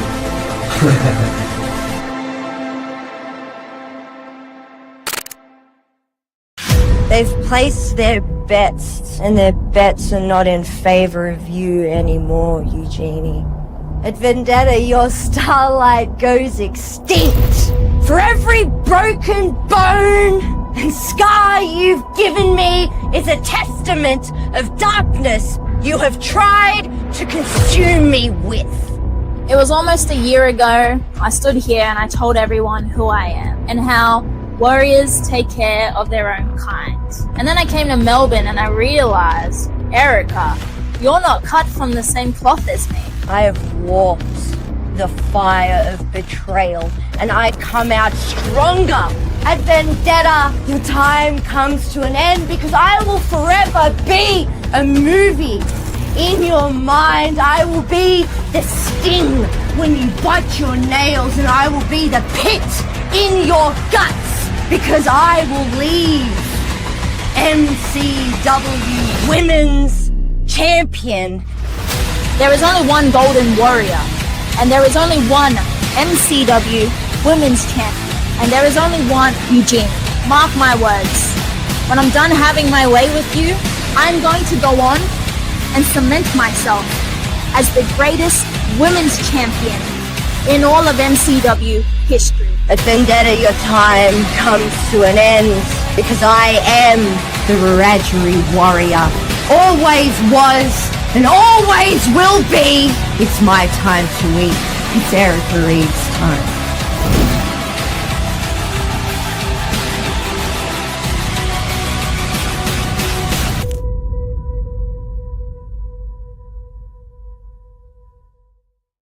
Hey Melbourne, WrestleBrania is back again in 2025. WrestleBrania For Sunday Slam. WrestleBrania At the Bergie Band Room, 4 epic Sundays over 4 months. WrestleBrania Let's get ready to Brania! Starting at 7:30 p.m. August 31st, September 28th, October 26th, November 23rd. Tickets $28.05, including booking fee through OzTix. WrestleBrania A home of Sports entertainment. Every show will be different with new games, new guests, and maybe even a new host. Nothing is sacred, no one is safe, but it will be a fun and entertaining show. Or will it? Yes, it will. WrestleBrania Sunday Slam. Hey. Welcome back to Making Chicken Salad, the Wrestle Radio Australia show where we talk about everything going on around the world of wrestling. And Todd and Jamie have been joined, as well as myself, obviously, by a third extra person. That's right, Jeff Setti. Nice to have you here on a Thursday evening, mate. Oh, always good to see you, boys. Always good to see you. I'm glad that I'm joining you as well, Lachlan. Because if I wasn't... Yeah, it'd be weird if you were joining them and not me. Jeff, I'm glad I just want to quickly mention, I know you blokes talked about it briefly before the break, but the retirement or the temporary pause of Camby makes sense from so many perspectives. I reached out to him this afternoon and he's doing okay, but it's quite sad because he's a unique cat. You know, there's not many Cambys in Australian wrestling, and he's happy to, much like Dr. Richard Gooder, he's happy to throw his hand at anything. And I think Australian wrestling is worse off for losing him. Yeah, no, I'm telling him, get him in commentary. Give him a crack. I reckon he'd be good. Yeah. I think he'd be great. Well, we've added one more to the show. Let's talk about someone in WWE who's adding one more to the family, and that's Naomi and Jimmy Uso. Thank you. It's a gift. Naomi has announced her pregnancy on WWE Raw and Curse for us. Naomi has vacated the Women's World title due to that pregnancy. So a huge congratulations to Naomi and Jimmy Uso. The question to ask then is, where do we think the women's title goes from here? Let's go clockwise. Jamie, what do you think? I guess it depends on who Stephanie faces in Paris. That's an interesting question. Yeah, if it's Rhea, maybe Rhea, just because it's an established name. Mm-hmm. Yeah, absolutely. Jeff, what are you thinking?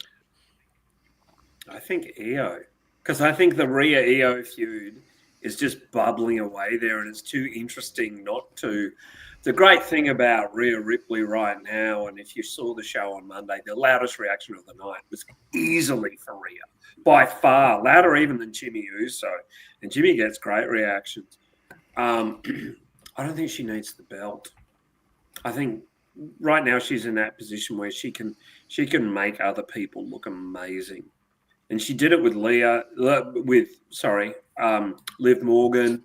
She's done it with so many people that I think that, she's just in that wonderful Undertaker type position where she's already a legend.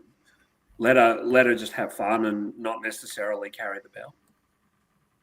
Well, that's the thing, right? Is like she doesn't need to be involved in the title picture to be, someone who beating Rhea is an achievement in itself. Yeah, exactly. Todd, where do you think this women's title? The belt with Io is a natural story for both of them. It immediately raises the profile of the belt and immediately reinvigorates a great story they're telling. Yeah, Todd? I kind of think if you give it to Rhea now, it would run the risk of people starting to think of her like Charlotte. And Becky Like Hogan. Charlotte must, and exactly. I don't think EO, because I think EO is going to be doing stuff with the Kabuki Warriors. I reckon they're that's set why to you have put it a. Well, because it doesn't need the belt. Why does that need the belt? You got a lot of other women that could have a crack with it. It would be a great chance to push Stephanie into that main event spot. That full upper echelon. Yeah. Yeah. There's only Or there's even- only one name. even that someone we, who's I don't- like- I'm- Go on. I was going to say I'm surprised that, and I'm being quite serious. Maybe it's Chelsea's time. Maybe they're actually going to pull the trigger on Chelsea because she's just able to deliver everything. And there's so many, like, she's a heat magnet. She gets feuds going so easily. So you can say, Especially in Europe, she'll probably get a massive reaction too. yeah. I reckon Okay, maybe Chelsea. And Here's my dark horse, Lyra Valkyria. She can't challenge for the IC belt anymore. So I'm going to do this, Becky. How do you like that? I don't want to see that fucking video again if you're right, Todd. I'm telling you now. You'll see it in a couple of minutes if I think about going over there. But I'm just saying, like they're over. They're over in. They'll be over in Paris for thing. It's like it's Europe. It's a great chance to do it. And I think it gives them fresh things that they can do in that direction. While you've already got undertones of Rhea and Io sort of teaming up against the Kabuki Warriors for a while, so they're busy doing stuff, and I think Becky might be busy with Bailey for a little bit. So you got those guys doing stuff. I think if you give it back to Io, it's just like too much same. Like we literally just got off Io to having a championship run. And I'm not saying it was a bad one, but I'm saying if you're just giving it back to her because like Naomi got pregnant, it's not the same. It would feel very much, okay, we're giving you this belt so we can find someone else we want to take it off you. Yeah. I think that's how it would feel. Maybe we need to just put our TK hats on and run a tournament. Could be.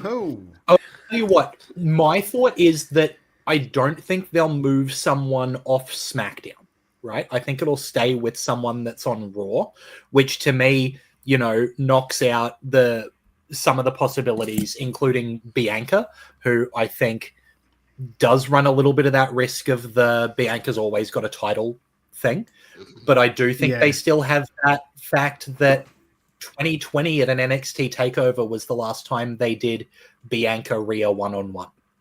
And I think that they want that as a big marquee Mania match. And you could put a belt on one of them and have that. So that's a possibility. There's a hope that I have, which is we take this opportunity to get the version of Natalya we've seen on Bloodsport, and we have that as champion, which would be unreal. Doesn't move someone around on brands. I think it's great, but I think you would have to build her first. Yeah, it'd be weird to just, here's a new version of Natty at a pay-per-view. You've got like 2 weeks. And of note, Corey Graves actually mentioned that version of Natty on commentary this week when she was going up against Becky. The other reason I don't think it will be Natty is because she's injured her shoulder. Apparently, the shoulder injury was legit, and I don't think they're going to go. They can't quite thrust her. They want to risk it after having to take it off. Yeah. So the other possibility. Well, this is more of a fear, right? I know that you've got Becky with the IC title, and it seems like the long-term plan for that is Bailey. So do they shuffle up the person who's in the short-term plan and have Nikki Bella hold the belt? Oh, fuck. Oh, no. God, no.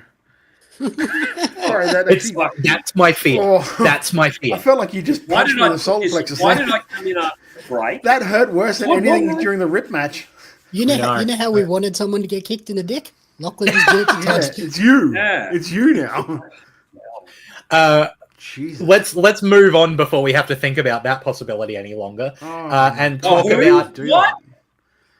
Let's move on before I tell you that possibility.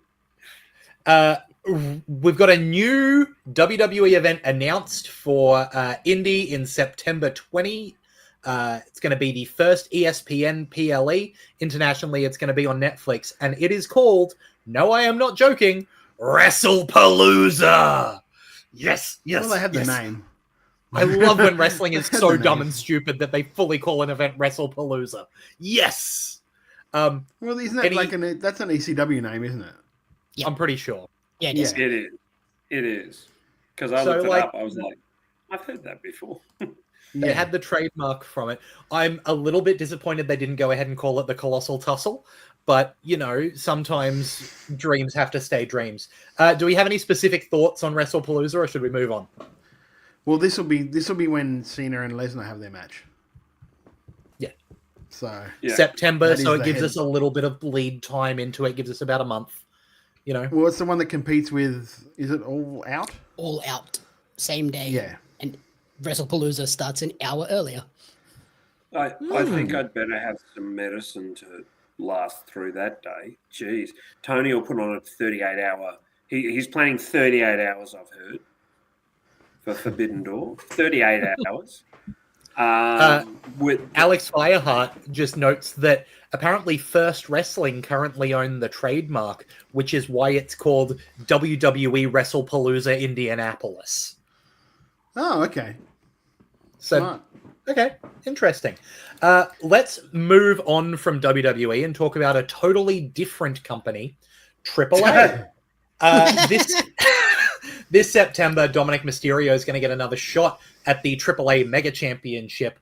El Hijo del Vikingo will defend that title against Dom at WWE and Lucha Libre AAA's next Worlds Collide special, which will be in Las Vegas. It's going to be a one-on-one match that will get set up because Dominic issued a challenge to Vikingo, saying the only reason Vikingo was able to retain at Triple Mania, spoiler alert, is because of interference by AJ Styles. So that's very interesting. Let's run down that Triple Mania 33 card that happened this past Saturday. I actually think what's more interesting is that it's WWE AAA Worlds Collide and not NXT AAA Worlds Collide. Yes, definitely an interesting point there. So the results from that show had the Copra Battle Royale, which was won by AAA competitor Omos in a match that honestly mostly existed to have Omos and Microman in the same ring, which was... It is incredible that those two are the same species, huh? That was actually entertaining AF. That was cool. Whole thing. Yeah, it was great. It was. We did have, a little bit of AAA people winning over WWE people when in a triple threat match for the Reina de Reinas title, Lady Flamma defeated Fabia Pache and Natalia.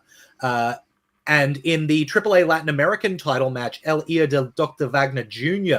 defeated El Messias to become the new champion.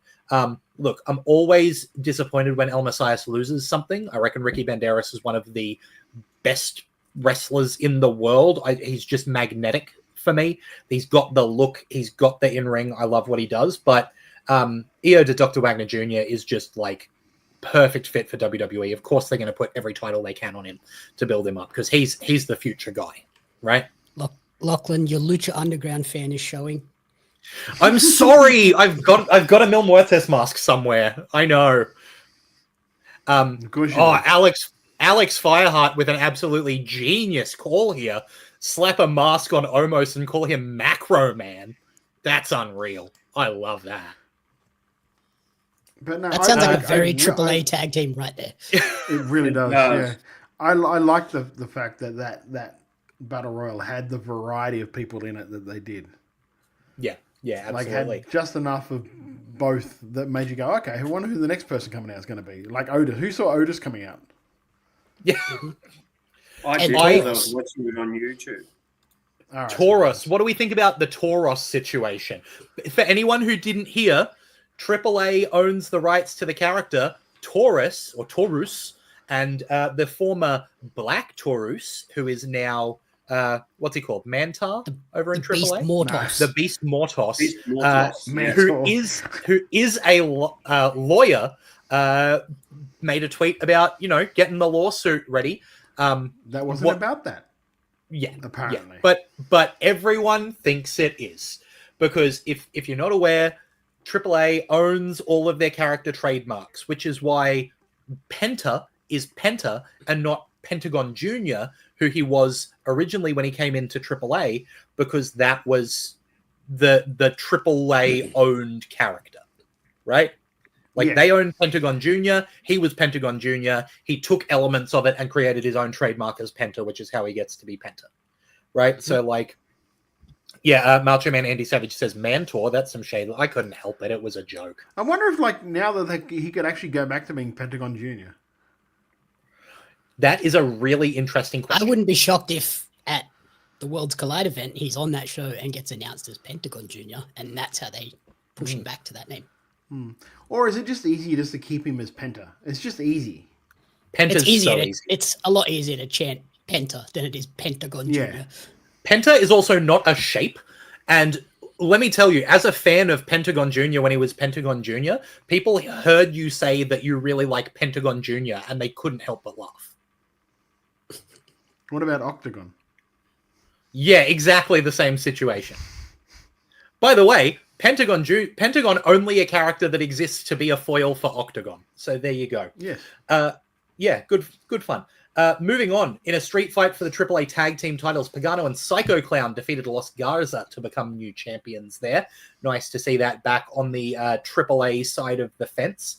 Before the top end of the card had a mixed tag team match where the Judgment Day, Finn Balor, JD McDonough, and Raquel Rodriguez managed to defeat the team of Mr. Iguana, Nino Hamburguesa, and Lola Vice, which, obviously they were going to win because they had Demon Eater. What did you think of that, Lucky? Because I loved Demon Eater. That is like so exactly the stupid AAA, like Mr. Iguana's puppet is over, so let's make another puppet that Mr. Iguana gets to fight. So the demon. The best part about it, I think, was the way that Mr. Iguana sold it. Just the way he sold it, shock and fear and like not being able to comprehend this demon puppet. How Finn kept a straight face, I have no idea. But like this is exactly, this is exactly what Mr. Iguana is the best at. Did anybody else see the recent Mr. Iguana versus what's his name? Who called him John Chandler? Santino Marella. Santino Marella. That match where the snake, the cobra bit the puppet and they took turns giving it CPR in the middle of the match. Like the fact that Mr. Iguana can just continue to do this stupid stuff and it works every time is incredible to me. And then in the main event, bravo to like the WWE merch team for having the Demonito puppets ready to go, available to sell for $100 each. I tell you what, like when Nino Hamburguesa came out, for a second I'm like, is Gabriel Iglesias wrestling now? Yep. And then in the main event for the AAA Mega title, El Hijo del Vikingo managed to defeat Dominic Mysterio, Dragon Lee, and El Grande Americano with a little bit of an assist from AJ Styles, who showed up to take out Dominic. Jeff, did you manage traveling to Australia to beat people up, traveling to Mexico to beat people up? Jeff, did you manage to catch any of Triple Mania? What did you like? Oh, I liked actually all of it. I thought it was all fun. The nice thing about WWE's AAA is they're keeping the same level of silliness that AAA does have. While it's got some really good, deep-seated, long-running storylines, it's also got that ability to be extremely silly. And I really enjoyed this. The mixed tag match was really good. And the main event, like, those four guys can all go. And it was interesting to hear El Grande Americano get a massive pop, probably slightly ironically. I don't think it is ironic. I think they love him. For some reason, they love this dude. Yeah. For all the flack that WWE got online and like through X about this thing being racist, the Mexicans don't give an absolute shit about it. He walked out singing his fucking theme and they sang along with him. Yeah. It was great. And they hate Vikingo. I don't know what Vikingo did, aside from being like their John Cena, which I think is what it is. That's literally what it is. That's what it is, and also, I think that unfortunately, we're in a environment where they loved Alberto for whatever fucking reason. And so whoever was going to take the belt off him would probably be seen as a WWE boy. And that's probably caused a little bit of it as well. Because there's no way that the Mexicans can't know about WWE. So I don't think they want El Hijo del Vikingo, which is a shame because he's great. Like, he's absolutely brilliant to watch. But they don't want him in that position for whatever reason. Well, I don't know how much the Mexicans know about things past. Yeah, I think it's all the outside stuff that they're not so up on. Yeah. Yeah. So as far as they know, it's just the guy that they really like watching wrestling. For some reason, the office don't like him and they moved him out. Gone. So we hate. Yeah, he's now gone. Yeah. We And don't they know see, why. they we see. don't care why we want him back. Because They tried everything they could to get a pop out for Vikingo. They brought Ray in to give him the rub. They gave his dad there to give him the rub. None of that mattered. And poor Vikingo did nothing wrong. No. Vikingo has never done anything wrong in his life, ever. Yeah, he's like the ultimate babyface. He is such a baby. He did beat Mitch. That was a problem. He beat Mitch. That was wrong. But, yeah, like, look, I hate Del Rio as much as the next man. But there is something to being Dos Caras Jr. that, like, when you're in that, you know, steeped in heritage and tradition kind of place, that, you know, being the son of an absolute legend, it goes a certain distance, right? Yeah. Well, they tried everything to get heat on him, too. They had him attack Vikingo's dad. News reporters, and that shit didn't work. Yep. I wish they had Kimanito, right? Micro Man's son, Micro Man's dad, who dresses as a little blue monkey, because that guy is the guy that you throw around when you want heat. Like, that's the way to do it. But yeah, so anyway, big, overall fun show. Yeah, a really fun show. I really enjoyed it. Easily one of the better triple menus I've watched, and you could see the WWE on it. Yeah, I went into it expecting very little just because of what you'd said before, Jamie, about what they were like. I'm like, oh, this is going to be an absolute shit show, isn't it? Mm-hmm. But, Conan was, I think, that team of Graves, Conan, and JBL were really good. Yeah. JBL did some really nice work. He's clearly a fan of Mexican wrestling. Like, you can, I know as much as I dislike him as a commentator on SmackDown, and part of me, the reason I don't like him is the way he treated Mauro Ranallo, which is a well-known issue. But he was excellent in this role. He knew when to shut up, which he never did as a commentator. He never knew when to pare back and shut up. But for some reason, the three of them just clicked, and he knew when to, to let it go and just let the match talk. I think he was great. Yeah. I think Conan's so much better in a three-man booth because he can give that background and then back away. Yeah. Let me tell you something. We've got more WWE events coming up, though, starting with next Sunday's NXT Heatwave on August 24th. Card so far for that has NXT champion Oba Femi defending against Javon Evans, the TNA Knockouts World Champion JC Jane defending against Masha Slamovich and Ash by Elegance in a triple threat match, the NXT Women's Championship #1 contenders triple threat match with Jada Parker versus Kalani Jordan versus Lola Vice, the NXT Tag Team Champions Hank Walker and Tank Ledger defending against two members of Dark State, a one-on-one match between Jordan Grace and Blake Monroe, and Ethan Page and Chelsea Green in a mixed tag match against Tavon Heights and Tyra May Steele. Anything we're particularly excited for on that card, starting with Jeff? Well, I mean, the main event's going to be fantastic. Oba Femi against Javon Evans. I have a theory that Javon is going to win. And on Monday night, Oba Femi will show up alongside the Vision. He'll be part of the Vision. You reckon? Yeah. Because as much of a face as... person. Oh, just imagine the heat. Do they need another big guy, though? Big dude. Yeah, that's what I'm saying. Yeah, big, I mean, beefy it's team. a stable of massive fuckers. I just like the idea of Femi working heel for a while because he's pretty much now a default babyface. The NXT #1 contenders triple threat is going to be insane.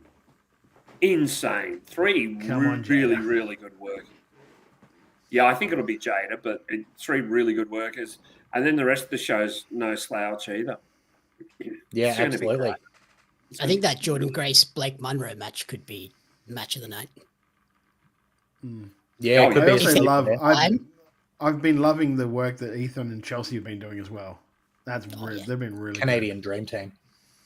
They're almost like Ethan's almost becoming a face by default because of just the association with Chelsea. It's really fun. Well, I'd like him to join them on SmackDown. Yep. Yeah.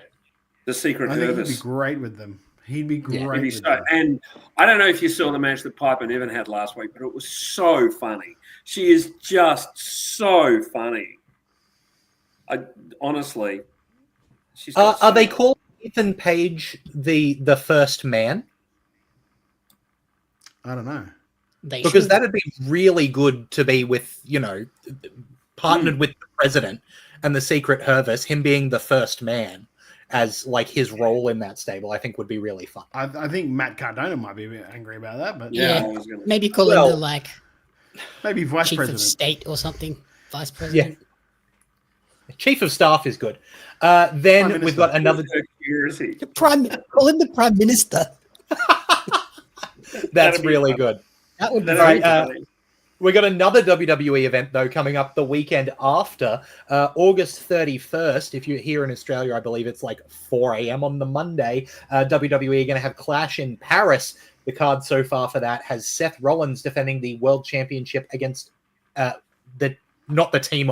the sum total of Jey Uso, LA Knight, and CM Punk in a four-way match. The Women's World Championship on the line with Stephanie Vaquer, the original challenger, but that has now been relinquished by Naomi, so we'll see what happens there. We've got John Cena one-on-one with Logan Paul. We've got a good old-fashioned Donnybrook match with Sheamus versus Rusev, and a match that hasn't been made official yet, but seems like the go will be Roman Reigns versus Bronson Reed. Overall, for a shoes. It's shoes on a pole match. Shula Fala. It's so tribal thief Shula Fala. It's all so good. I'm quite excited for Clash in Paris. Actually, Todd, what are you thinking about it? Yeah, no, decent card, and it looks like if that gets official, which I think it will be, that seems like that'll be the full card because that's 5 matches. That's basically what they do now for a show. So yeah, a solid show. I'm very interested to see what they do with the Women's World Championship. Who takes the spot with Stephanie? Yeah, absolutely. So, very interesting to see. Moving over to AEW now, a couple of news stories. First off, Fightful Select reported Monday that Danhausen had his contract extended by AEW due to injury time, quote, well into 2026, when his contract was originally set to expire on July 1st. According to his outlet, that was, quote, apparently against his wishes, as, quote, it was believed he requested they didn't pick up his option. It's unclear from the report if AEW added injury time in addition to an option. Regardless, the 35-year-old is still beholden to AEW through some part of 2026. He's been working indies consistently despite his lack of usage on AEW. He signed his initial deal in January 2022, and then he suffered a torn pectoral at March 2023's Revolution. So he returned in late November that year after not appearing since a Battle Royale in December 2023 at World's End. He was on ROH in 2024, and then he disappeared. He made a surprise appearance at Final Battle last year in December to interfere during an Atlantis Jr. versus Mason Madden match, and then disappeared again. It was reported that he reached out about a follow-up, but there were no plans to bring him to TV despite the appearance. This is me editorializing here. I am sure that the most valuable thing about having Danhausen signed to your company is merch sales. I am like 100% certain that that is the reason to have Danhausen under contract. And they don't need to have him wrestle to have him sell merch. And as long as they've got the rights to his face, they're happy to sell it on a t-shirt. And that's why they have him like pop up sporadically to just like, remember, we have this guy. Yeah, And I don't think let's he's be doing him honest, any favors that he's friends with Pepsi Phil. I was going to say, it's no secret that he and Pepsi Phil get on very, very well. And I would be suggesting that Pepsi Phil is probably beginning to sort of go, hey, you want a good charismatic guy, really funny, can do the Santino Marella R-Truth shtick. Look at this guy. And, Oh, yeah, he he would be picked up by WWE for sure. And that's also why AEW are not letting him go. In a heartbeat. Yeah. And they'll It's get not all fun that on merch either. money and more. Yeah, it's not fun on either side. Like, if WWE does it, it's shit. AEW do it, it's shit. Like, there's no reason you're keeping him on when you're not using him. Like, they advertised him and built him up for something to do with Halloween and then never used him. Yep. Mm. And especially when he's 35, he hasn't got decades to go. Like he should be in his prime. Use him. No. But on the upside, he's probably earning a decent wage from it, and he gets to do his indies. So Very true. he's probably not happy, but it could be a lot worse for him personally. But you know what's important to do when you've got guys on the bench desperate to get let go and you're not using them is hire more people. So Ace Austin, best known for his time in TNA as one half of ABC, made his AEW debut by losing to Ricochet in the most recent episode of Collision. It was announced that Austin has officially signed on to an AEW contract. Also debuting on Collision, Alba Fire. So there is 2 new debuts to account for the one person who wants to leave and isn't being allowed to. Hooray! The AEW bench grows wider. We love to see it. I'm not shocked at either Ace Austin or Alba Fire being picked up. I'm mostly surprised that they debuted on a Wednesday and effectively did nothing. Any other thoughts? Alba Fire. Yeah, Alba Fire debuted on the Collision, the next Collision that we'll actually see, which is over in Scotland. So it makes perfect sense that you would do it then. Yeah, fair point. Is she signed, or did she just do a one-off? As far as I know, they've signed her, but I could be wrong. Yeah, they haven't put the graphic up yet because that would be a spoiler. But I think once Collision they haven't put the graphic up because they haven't showed the show yet. Yeah, I think that's when we'll get the Isla Dawn is All Elite graphic on Saturday. Which is surprising that she got to use Isla Dawn. Is it surprising? No, Alba Fire. Sorry, she owns it. That's a pre. Was she Isla Dawn or was she Alba Fire there? She was Isn't Alba Isla Fire Dawn on Raw. Okay. Isn't Keep Isla going. I might be wrong. Yeah, anyway, if you're not watching Collision, MJF kidnapped Mark Briscoe and then threatened to light him on fire. So as a result of that, the AEW World title can change hands at Forbidden Door via countout, and if Page gets disqualified, that will lead to a title change as well. Also, MJF is no longer using his guaranteed title shot that he won in the Casino Gauntlet match. So MJF still has another title match opportunity that he can cash in after he has this title match.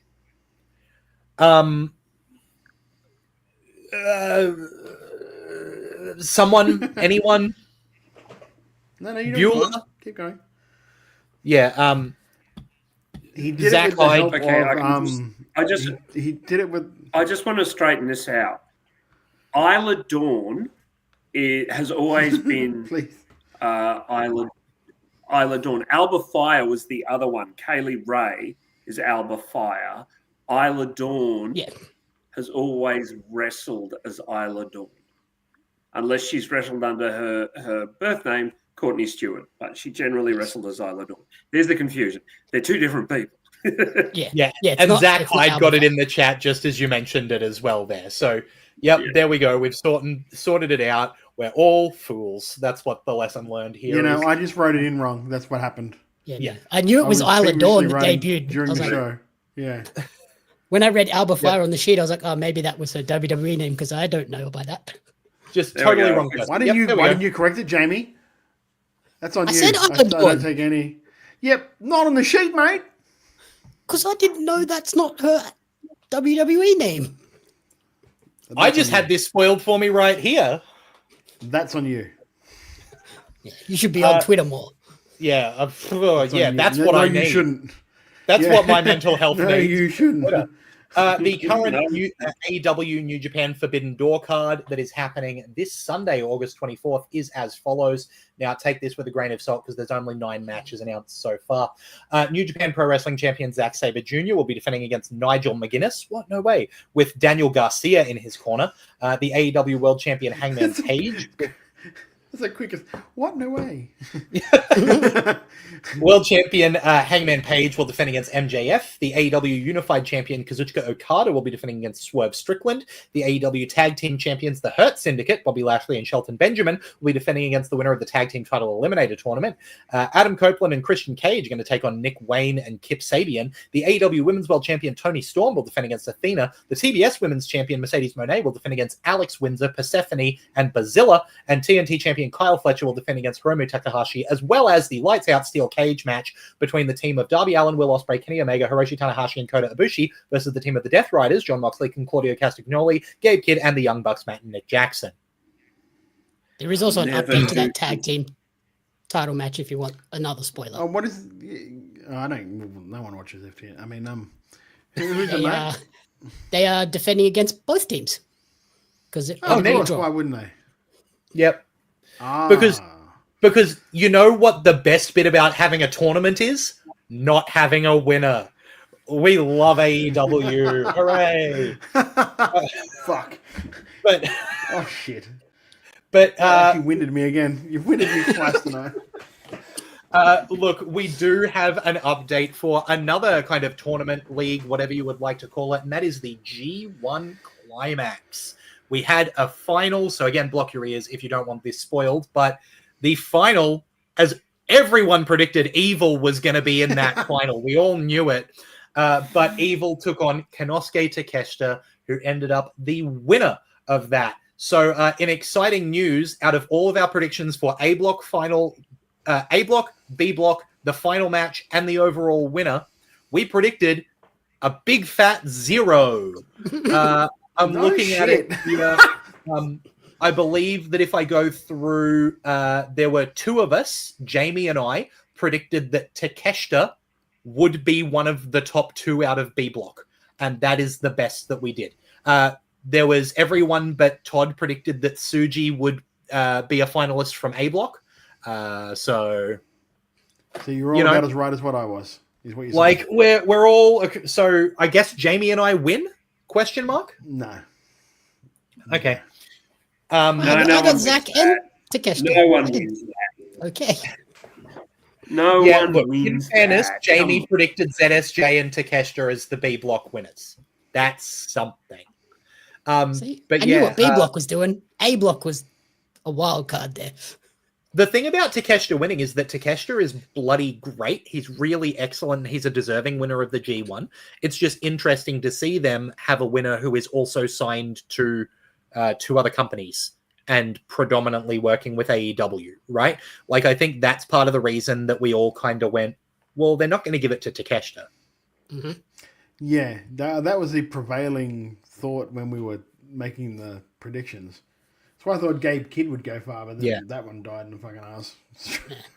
First I week. did like the Alex clip Fireheart. of the DDT crowd when they heard the news that Takeshita won. Just losing their minds. Alex Fireheart saying that they saw speculation that Tsuji got taken out of the finals because maybe that powerbomb knocked him out, but he wrestled fine the next night, so he must have been fine. Right. Wild Angel in the chat with, I guess, a spot-on comment. At least they aren't burying their international guests. Well, he's not a guest. He He's is not a guest. signed. He's signed there. He's part of the roster. Yeah. But, I think that somebody who really hasn't got the flowers that they deserve for their work over the last 5 years is Evil. Somebody who, got a couple of giggles for that one. Yeah, take that, Evil, you big purple bastard. Alex Fireheart says Takeshita, the third, quote, DDT guy to win the whole thing after Kenny and Kota. So, DDT makes You know it's champion. bad when even Tony Khan doesn't like him. Yeah, Evil hasn't been on anything AEW related. Didn't even get an ROH spot. Oh, boys. Yeah, that guy can't even get on ROH tapings. Wowza. It seems like we all feel like Evil is a little bit shit. And you know what else is going to be a little bit shit? 4 things. 4, because each of us is going to come in with a chicken shit and a chicken salad about what's gone on in wrestling over the past week. I might come to Jamie at the end because I believe Jamie and I have vaguely the same chicken shit. So let's pass it down to Jeff. Jeff, have you got some chicken shit to share with us from the past week? I've got chicken shit and salad in the same one. Shit salad. Let me do the shit first. Let me do the shit first. But I think you're going to pick up what the salad is. So Naomi took some time out. Naomi was rumored to be injured and took some time out. And the amount of people that said that she was battling ill mental health was disgusting.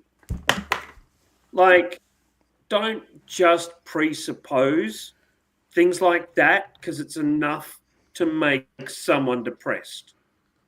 Just presupposing that someone's mentally unwell.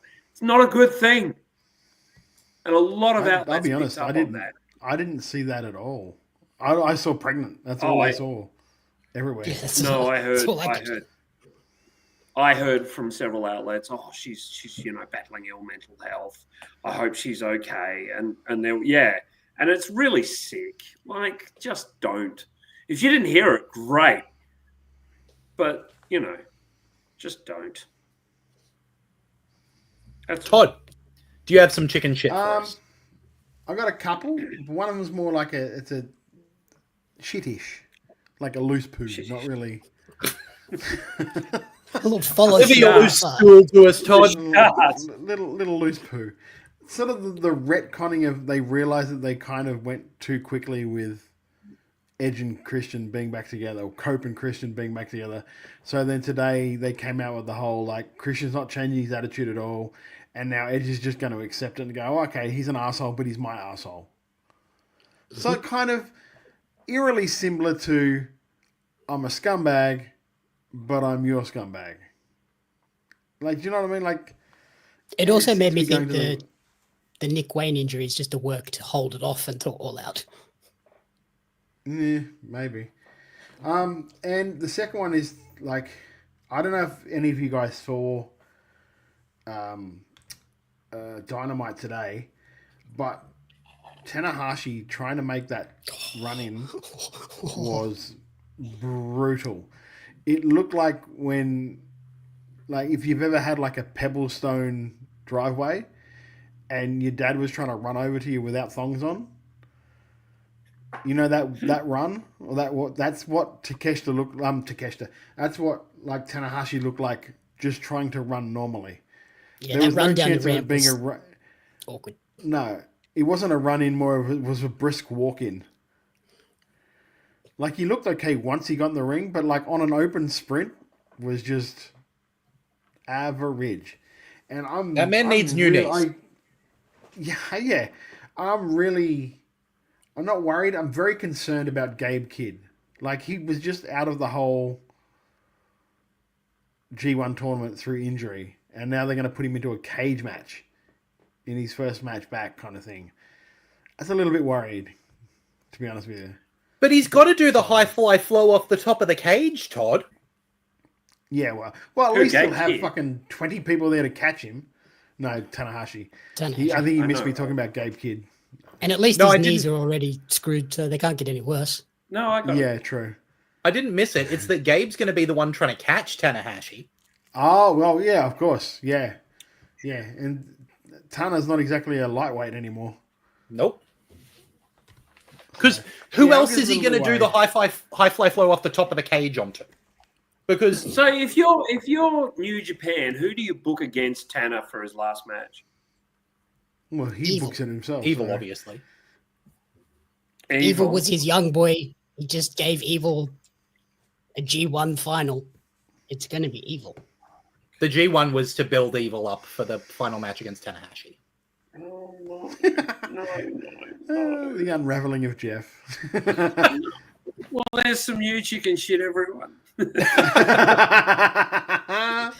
It should be someone like Suji, but we've seen what New Japan does with people going out. They don't use that to build the new guys. No. Speaking of, Jamie, what's your chicken shit, mate? So just the general shithousery online from Australian wrestling this week. Can we not be such assholes to each other? Like, there's great wrestling. Enjoy the great wrestling.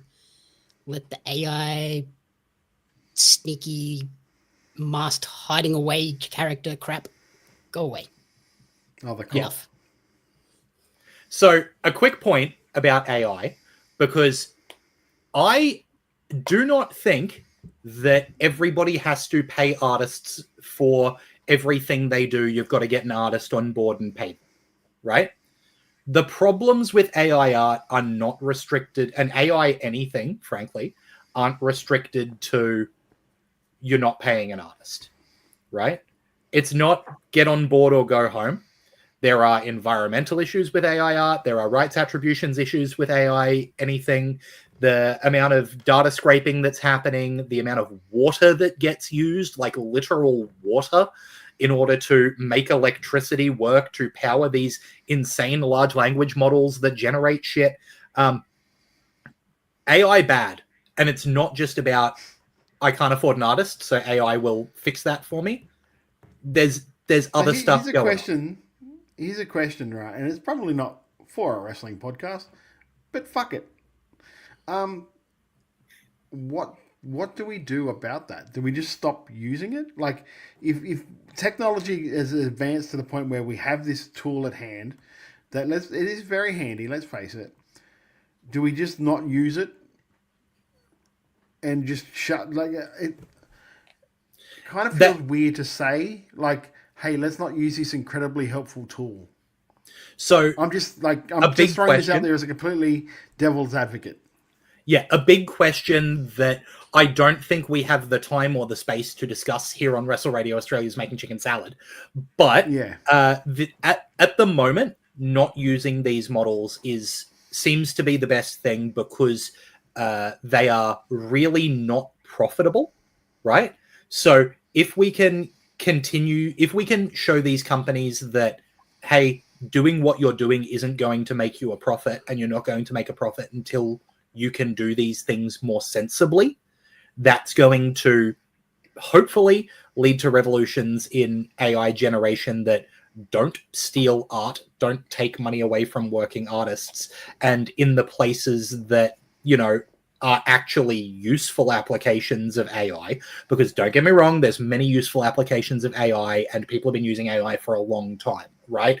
There's so many, like, if you've been using Photoshop at any time in the last 20 years, you have probably used AI as part of what you're doing in that program, right? There's AI in everything, right? It's largely generative AI and large language models are extremely problematic, and getting those types of AI to be seen as things that need work to become more sustainable before they can be used ethically is really important.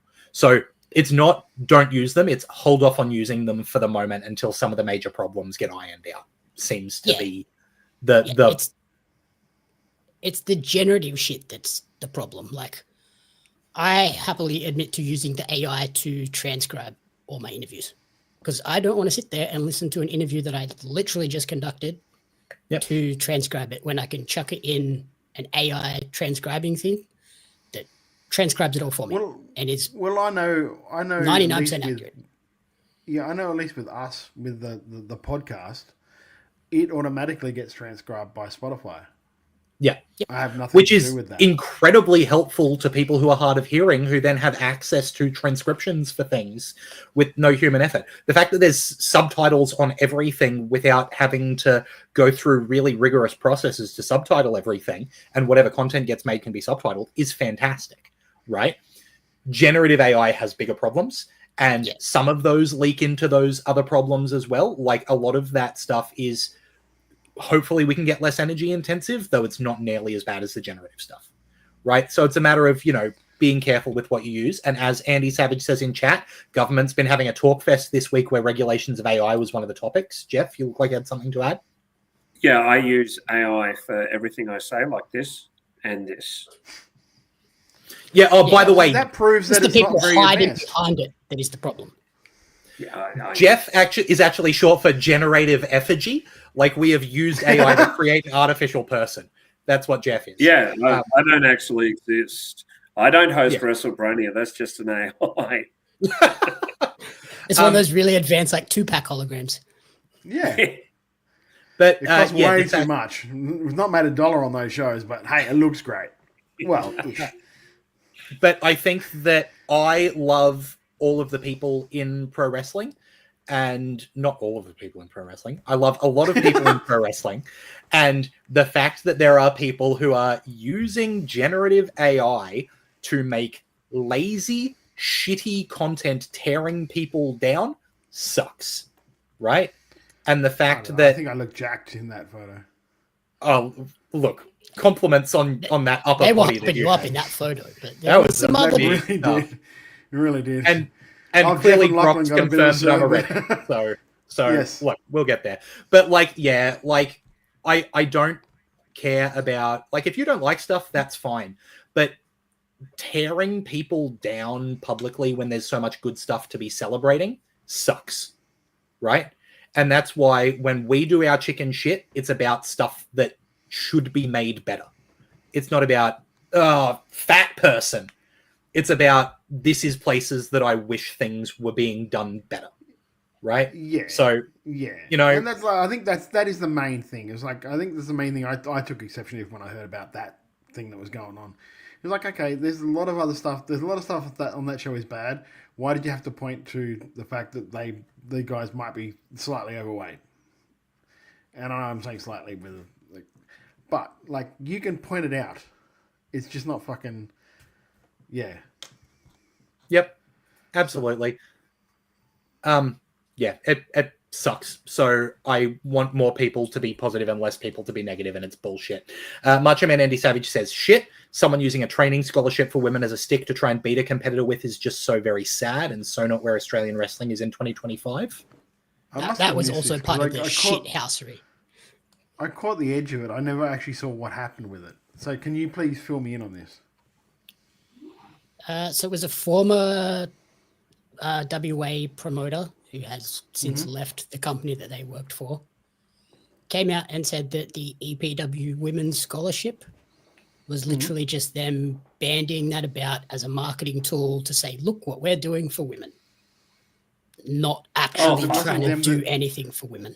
But it wasn't them that made it up. It was Exactly. fucking Gabby. Yep. It had nothing to do with, she went to them and asked them if we could do this. Yep. And the That's fact that just they fucking kind of dumb. they did that, and it's like, that I saw a post from Gabby, and you could tell that really hurt her. Yeah. And That's shit. just fucking dumb. And whoever did that, you're a fucking bellend. Yep, it would take you 5 absolutely. seconds of just research to realize that that's not what happened. Sure, Gabby's gone to him and said, hey, I'd like to do this thing. And they've gone, cool. That's an awesome way we can do this. And maybe it wasn't an idea that they came up with. It doesn't mean that they were using it. It's just a happy coincidence. If somebody wants to do a scholarship for a girl, let them do a scholarship for a girl. If you want to do a scholarship for anyone, let them do it. Yep. And fucking idiot. Let's Go be take honest. a walk off of Short Pier, you fucking twat.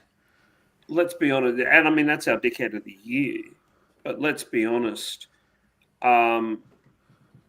Neither Dave or Slater are the kinds of guys to take advantage of anything like this. They're just like they're excellent trainers. B, they're always going to be full. Their schools and their seminars and their camps are always full. And C, just look at the contribution that the person who said this has made to Australian wrestling, and then look at the contribution that Slater and Dave have made to Australian wrestling. Fucking moron. Sorry, I'm really Gabby. angry. Right? Andy Savage as well, saying completely disrespected Gabby by referring to her as just some outside sponsor as well, not someone who's deeply involved with and committed to the scene. Right? And also like Roxy Riot, like it's a scholarship Roxy, named after her as well. So it's like, what are you doing? Exactly. Yep. Yeah. Not And not even to like- say that our chicken salad is people being negative and then just talk about bullshit, but yeah, but it's like even saying that like Gabby is an outside sponsor, who gives a fuck? If Pizza Hut wants to come in and fucking sponsor it, let them do it, you dickhead. Like Gabby is literally a newish fan to Australian wrestling, and she likes it that much that she was willing to put up her own hard-earned to help grow the scene, is something we should be encouraging, not something that we should be fucking like trying to use to maybe score some points. You fucking And bellend. it's not like it was a Sorry. place in the EPW camp that was they just got her to pay for it. They added an extra spot for this scholarship, which they obviously didn't have to do. If their scholarship camp was full, like the training camp was full, they could have just said, "Oh, we can't do it because it's full." Yeah.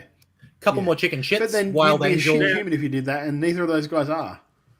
And also, Sorry, you go on, got the guy in on the show with the greatest moustache upset. That makes us all upset.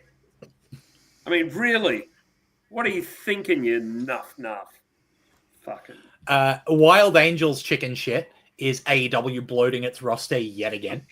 Alex Fireheart's chicken shit is the fan DM interaction Shazza McKenzie posted on Twitter the other day. Can male wrestling fans stop being fucking weirdos to women wrestlers, please? And then the fact that that was a wrestling news story. Yeah, it was a slow news day for that Jesus outlet. Christ. All right. Can we be positive? Jeff, you've already hinted at what your chicken salad's going to be. Let's turn this boat around. I've got two. One's local, and obviously one is the wonderful fact that Trinity Fatu is pregnant. Absolutely amazing. She's been very transparent about her issues in having a child, which is why she hasn't carried on at all through her pregnancy. And I also thought that the scene where she gave the belt, didn't give the belt to Pierce and told him basically to fuck off, was hilarious, and they were both on such fine form. I think she's going to be great when she comes back, but it's so good that she's gotten pregnant, and as you said, Lachlan, congratulations to them. It's really lovely. My other chicken salad, and it's with a bit of a heavy heart, that Dave Storm is building towards his final match. It's going to be against the Don, and the interactions between the two of them last week was just fantastic. Like, this is going to be one hell of a match.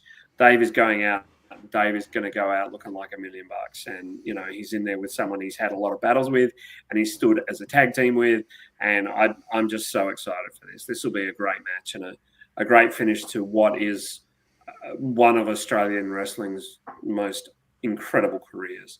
And one of the shows we're reviewing next weekend is Hell or High Water. So next week. Well, there you go. We'll be looking at that segment and looking at more. My chicken salad is not meant to be a plug for the show, but it's become one. That match alone is reason enough to go to Perth. If you're not already going to Perth that weekend, that is a reason to. Yeah. Macho Man says, I wish I was going to Adelaide this weekend. The RCW show looks great, but Tommy versus Robbie, anyone like chocolate? Because I got half a bar. Like, this is what we're saying. Like, these matches coming up are unreal. Rampage will probably live stream it as well. Just saying. Did you start reading that and then go, oh no, I probably should back out of this at some point? Anyway. No. He goes Ron Burgundy wants some of these things. Yeah, he does. He definitely Ron Burgundy. So yeah, I'm really, really happy for Dave. But I'm also thrilled at the prospect of what he does next, because I think he'll always be associated with wrestling. He's that kind of bloke. Yeah. Todd, what have you for chicken salad? It was the PWA show last weekend that we were both at, Lachlan. Tuckman, and Mitch put on a really good match. I hope it actually goes up on their YouTube, because that was a very good match. And also, oh God, I've forgotten her name at the moment. What is the really tall girl's name? Please, Melissa Avarello. She is coming along in fucking leaps and bounds. That match that she had that past weekend was a 6-man against Strong 94, and she looked like an absolute beast. She moving so much better than what she was a couple of months ago. Yeah, I think if she keeps progressing at this stage or at this pace, I think she'll get taken like early, because she's got, like, you can't teach height, but you can teach the other things. And if you have the combination of both, man. She looks like she is learning from Madison Eagles, right? And that is like the biggest compliment you can give someone. She wrestles with shades of Madison Eagles. And if that continues to grow, like, the world is her oyster. Unreal. Has she used the Eagles one part of the drop yet? match? Has she used the Eagles drop? Not that I'm aware of. Sorry. Okay. No. Once she uses that, you know she's got the tick of approval from Madison. There was one part of the match where she grabbed JJ Avery and beeled him 3/4 of the way across the ring. Nice. And that was at that point I went, holy shit. Yeah, she's money. JJ probably thought the same thing. Yeah, in the air. She probably thought, oh shit. Alex Fireheart's chicken salad is as much crap as Evil gets. I actually enjoyed his performance in the G1 finals. As soon as House of Torture were dealt with, a switch flips and he turns his working boots on to hold up his end. Takeshita got a damn good match out of him. Jamie, chicken salad for you, mate. So kind of following on from like what we were talking about with Camby, a wrestler going into the commentary booth. Danielson on AEW Dynamite's commentary today was brilliant. He kind of got the characters across, got the stories across, but then also had the knowledge to get across the technicalities of the wrestling as well. It was just great. Yeah, fantastic stuff. My chicken salad is just literally the opposite of my chicken shit, right? And it is the positivity that is in Australian wrestling, because, you know, I've seen so much of it recently. You know, being able to be part of PWA was so special for me this past weekend. And it really got me thinking about, you know, what being in the Australian wrestling community has meant for everything going on in my life for the last however many years. And being part of that show, and then, you know, seeing the awesome shows that we get to review, the fact that we did our 500th episode, the fact that people are clearly paying attention to what they're doing because they want to make AI images of us, you know, and then, you know, I was talking to someone and we organized to watch some wrestling coming soon. And that's like an awesome person that I only know through wrestling. And then I was scrolling through TikTok and someone came up talking about, you know, their love and passion for Australian wrestling and how they're going to start training and how, you know, the wrestling community has changed their life. And it's just it's so wonderful when you see the community come together and do things like the sponsorship that EPW had, like these people who are saying, like, I'm going to live out my dream because all these people know who I am and believe in me every time I show up at a show. Like, that's the best stuff there is, right? I don't want to blow up your spot because it annoys me how much that sometimes you get happy. I had a few. I had a few people message me last night because for those of you that don't know, Pro Wrestling League Homecoming went live last night on YouTube, and I had like 2 or 3 people message me last night telling me how good a call you had on that show, mate. So as much as I hate to fucking say it, congratulations, congratulations, very very. Tell them good to call. say it to my fucking face next time. No, I told him like, look, I don't know how that happened. I think that was all AI generated. Someone did actually message me with compliments about my call. So, shout out to if you're one of those people that are complimenting the work, not just me, but complimenting the work people are doing on these shows, because there are so many people going out there and absolutely killing it in Oz wrestling right now, and they deserve the love. So keep spreading that love, And this isn't a shot at all to Mr. McCarthy, but you were doing some heavy lifting in that main event because he just started watching the match. Yeah. He did, because I could tell at points. Yeah, I just did the Joey Styles, I can do Joey Styles. Yeah. It's fine. But yeah, and that was the kind of match that you get invested in. So by the way, like advertisement for next week, we're going to be watching Pro Wrestling League next week.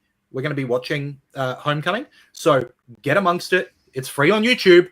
Go to YouTube, watch that show. Tell me how bloody great I am at commentary. No, but watch that show. Tear me apart. Well, again, we're going to watch. Free on YouTube. That. We're going to watch that, and we're going to watch the EPW show. It's going to be a big week next week. I just want to, not to take this away from you, but I just want to shout this out. Bloody DJ said they've been listening to the podcast, and I sound uncannily like Mick Malloy. They keep expecting a multi to be announced. And Roddy Online has asked why I turned down the sponsorship. Now, just letting you know that the TAB ad is not actually Malloy. But I do have a rather amusing Malloy story. Many years ago, Mick and Tony, that's how long ago it was. I was just a wee lad. And Mick and Tony were touring in Perth. And I went along to see them as a teenager, a late teenager. I was about 19. And then afterwards, I went up to the bar. And a very drunk Mick Malloy looks at me and goes, "Fuck, you look like me." Could be worse. You could look like Tony Martin, though. And that's what he said to me. Yeah, and the real answer is that Jeff is an AI trained on the voice of Mick Malloy. Yes, Wild Angel says, my broken record chicken salad is the growth of Australian wrestling with the current crop and up-and-comers like Melissa and Marston and JJ Avery, just to name a few. The sky is the limit for young Australian wrestlers. And that's so true. And that's why it's so special that we get to keep highlighting them right here on Wrestle Radio Australia, making chicken salad every Thursday night, 7:30 p.m. Australian Eastern Standard Time, right here at twitch.tv/Wrestle Radio Australia. Come along, hit the follow button so you get notified every time we go live. Hit subscribe so you can support what we do. And you can subscribe to Wrestle Radio Australia anywhere you get your podcasts. It's free. Do it on YouTube, Apple Podcasts, Spotify, Podcast Addict, anywhere you get your podcasts from. And if you're an Apple Podcast, if you could give us a rating, a 5-star review, it really helps us get into more ears, so that's much appreciated. If you want some merch, you can go to Redbubble, search for Wrestle Radio Australia. Proceeds don't go to us, they go to Beyond Blue and Gotcha for Life, which are charities that support mental health here in Australia. And if you're looking for wrestler merch, I highly encourage you to check out kickout.com.au, because they have merch of your favorite wrestlers from around Australia, especially in Queensland. If you are a wrestler and you'd like your merch to be on kickout.com.au, message Kickout on their Instagram page. You can also follow us on social media. We're at Wrestle Radio AU on Twitter and Instagram. You can follow us individually. Todd is at Beast Eastman. I am at Lachlan Albert. Jamie is at Jamie Apps Media. Jeff doesn't have the personal social media. He does have at Wrestle_Brainia. Jeff, what's going on with WrestleBrainia, mate? We are back next weekend. That is Sunday, the 31st of August. Don't go to any sort of gatherings of people that are trying to stop other people. Come to see the show. Have some fun. That's a nice way of me being a bit sort of under the radar with that, isn't it? But just come and see our show. Have some fun. Forget about whatever else is going on that day. Nothing else of note. Come along and have some fun, because we are going to have a great time. Our guests for that first show on August 31, we have the hilarious Jamie Wilson. We've got the amazing Isaac Compton, man who, if you follow him on Instagram, gives more shit to Pauline Hanson than anyone else alive. It's hilarious. We've got the Musketeer going up against Jab. Jab's promo dropped on Facebook tonight. It'll be on Instagram tomorrow. Do not miss this show. It's going to be fantastic. With some all-new games and some slight spins on ones you already know. Awesome. And look, when you go and follow Jeff's project, WrestleBrania, you should also be following Jamie's projects, whether that's Oz Wrestling Cards or Pario Magazine. Like, so much going on there. You did the Kangaroo Island interview, Jamie? Yeah, so I spoke to the writer and director of the new Australian movie Kangaroo Island, which was phenomenal. Definitely go and check that out. It's in cinemas as of today. And then on Oz Rest Cards, we put up signed Jessica Troy and Charlie Evans cards on Tuesday at 7 o'clock. And by 7:40, Jessica Troy was sold out. And there is over a third of the Charlie Evans cards are gone already. So if you want them, get them soon. Better get in quick, my goodness. I'm happy to sign these for you as well, Jamie. I can send them back to you. We can 3D them. What do you want to sign them, Jessica Troy? Oh, because I don't know. I'll sign them with Jazz. We need Jamie App's kiss cards is what we need. Look, we love doing... we love what we do. We're clearly just having... part of your mustache, and that's it. Mustache. Epic moments, Jamie grows a mustache. That's what we need. Look, it is such a joy doing this every Thursday night. You can tell by the fact that we've been going for over 2.5 hours talking about Australian wrestling because we just absolutely bloody love it. And we know that you guys do too. So do make sure you get amongst it and watch the Aussie wrestling that, you know, has us this excited.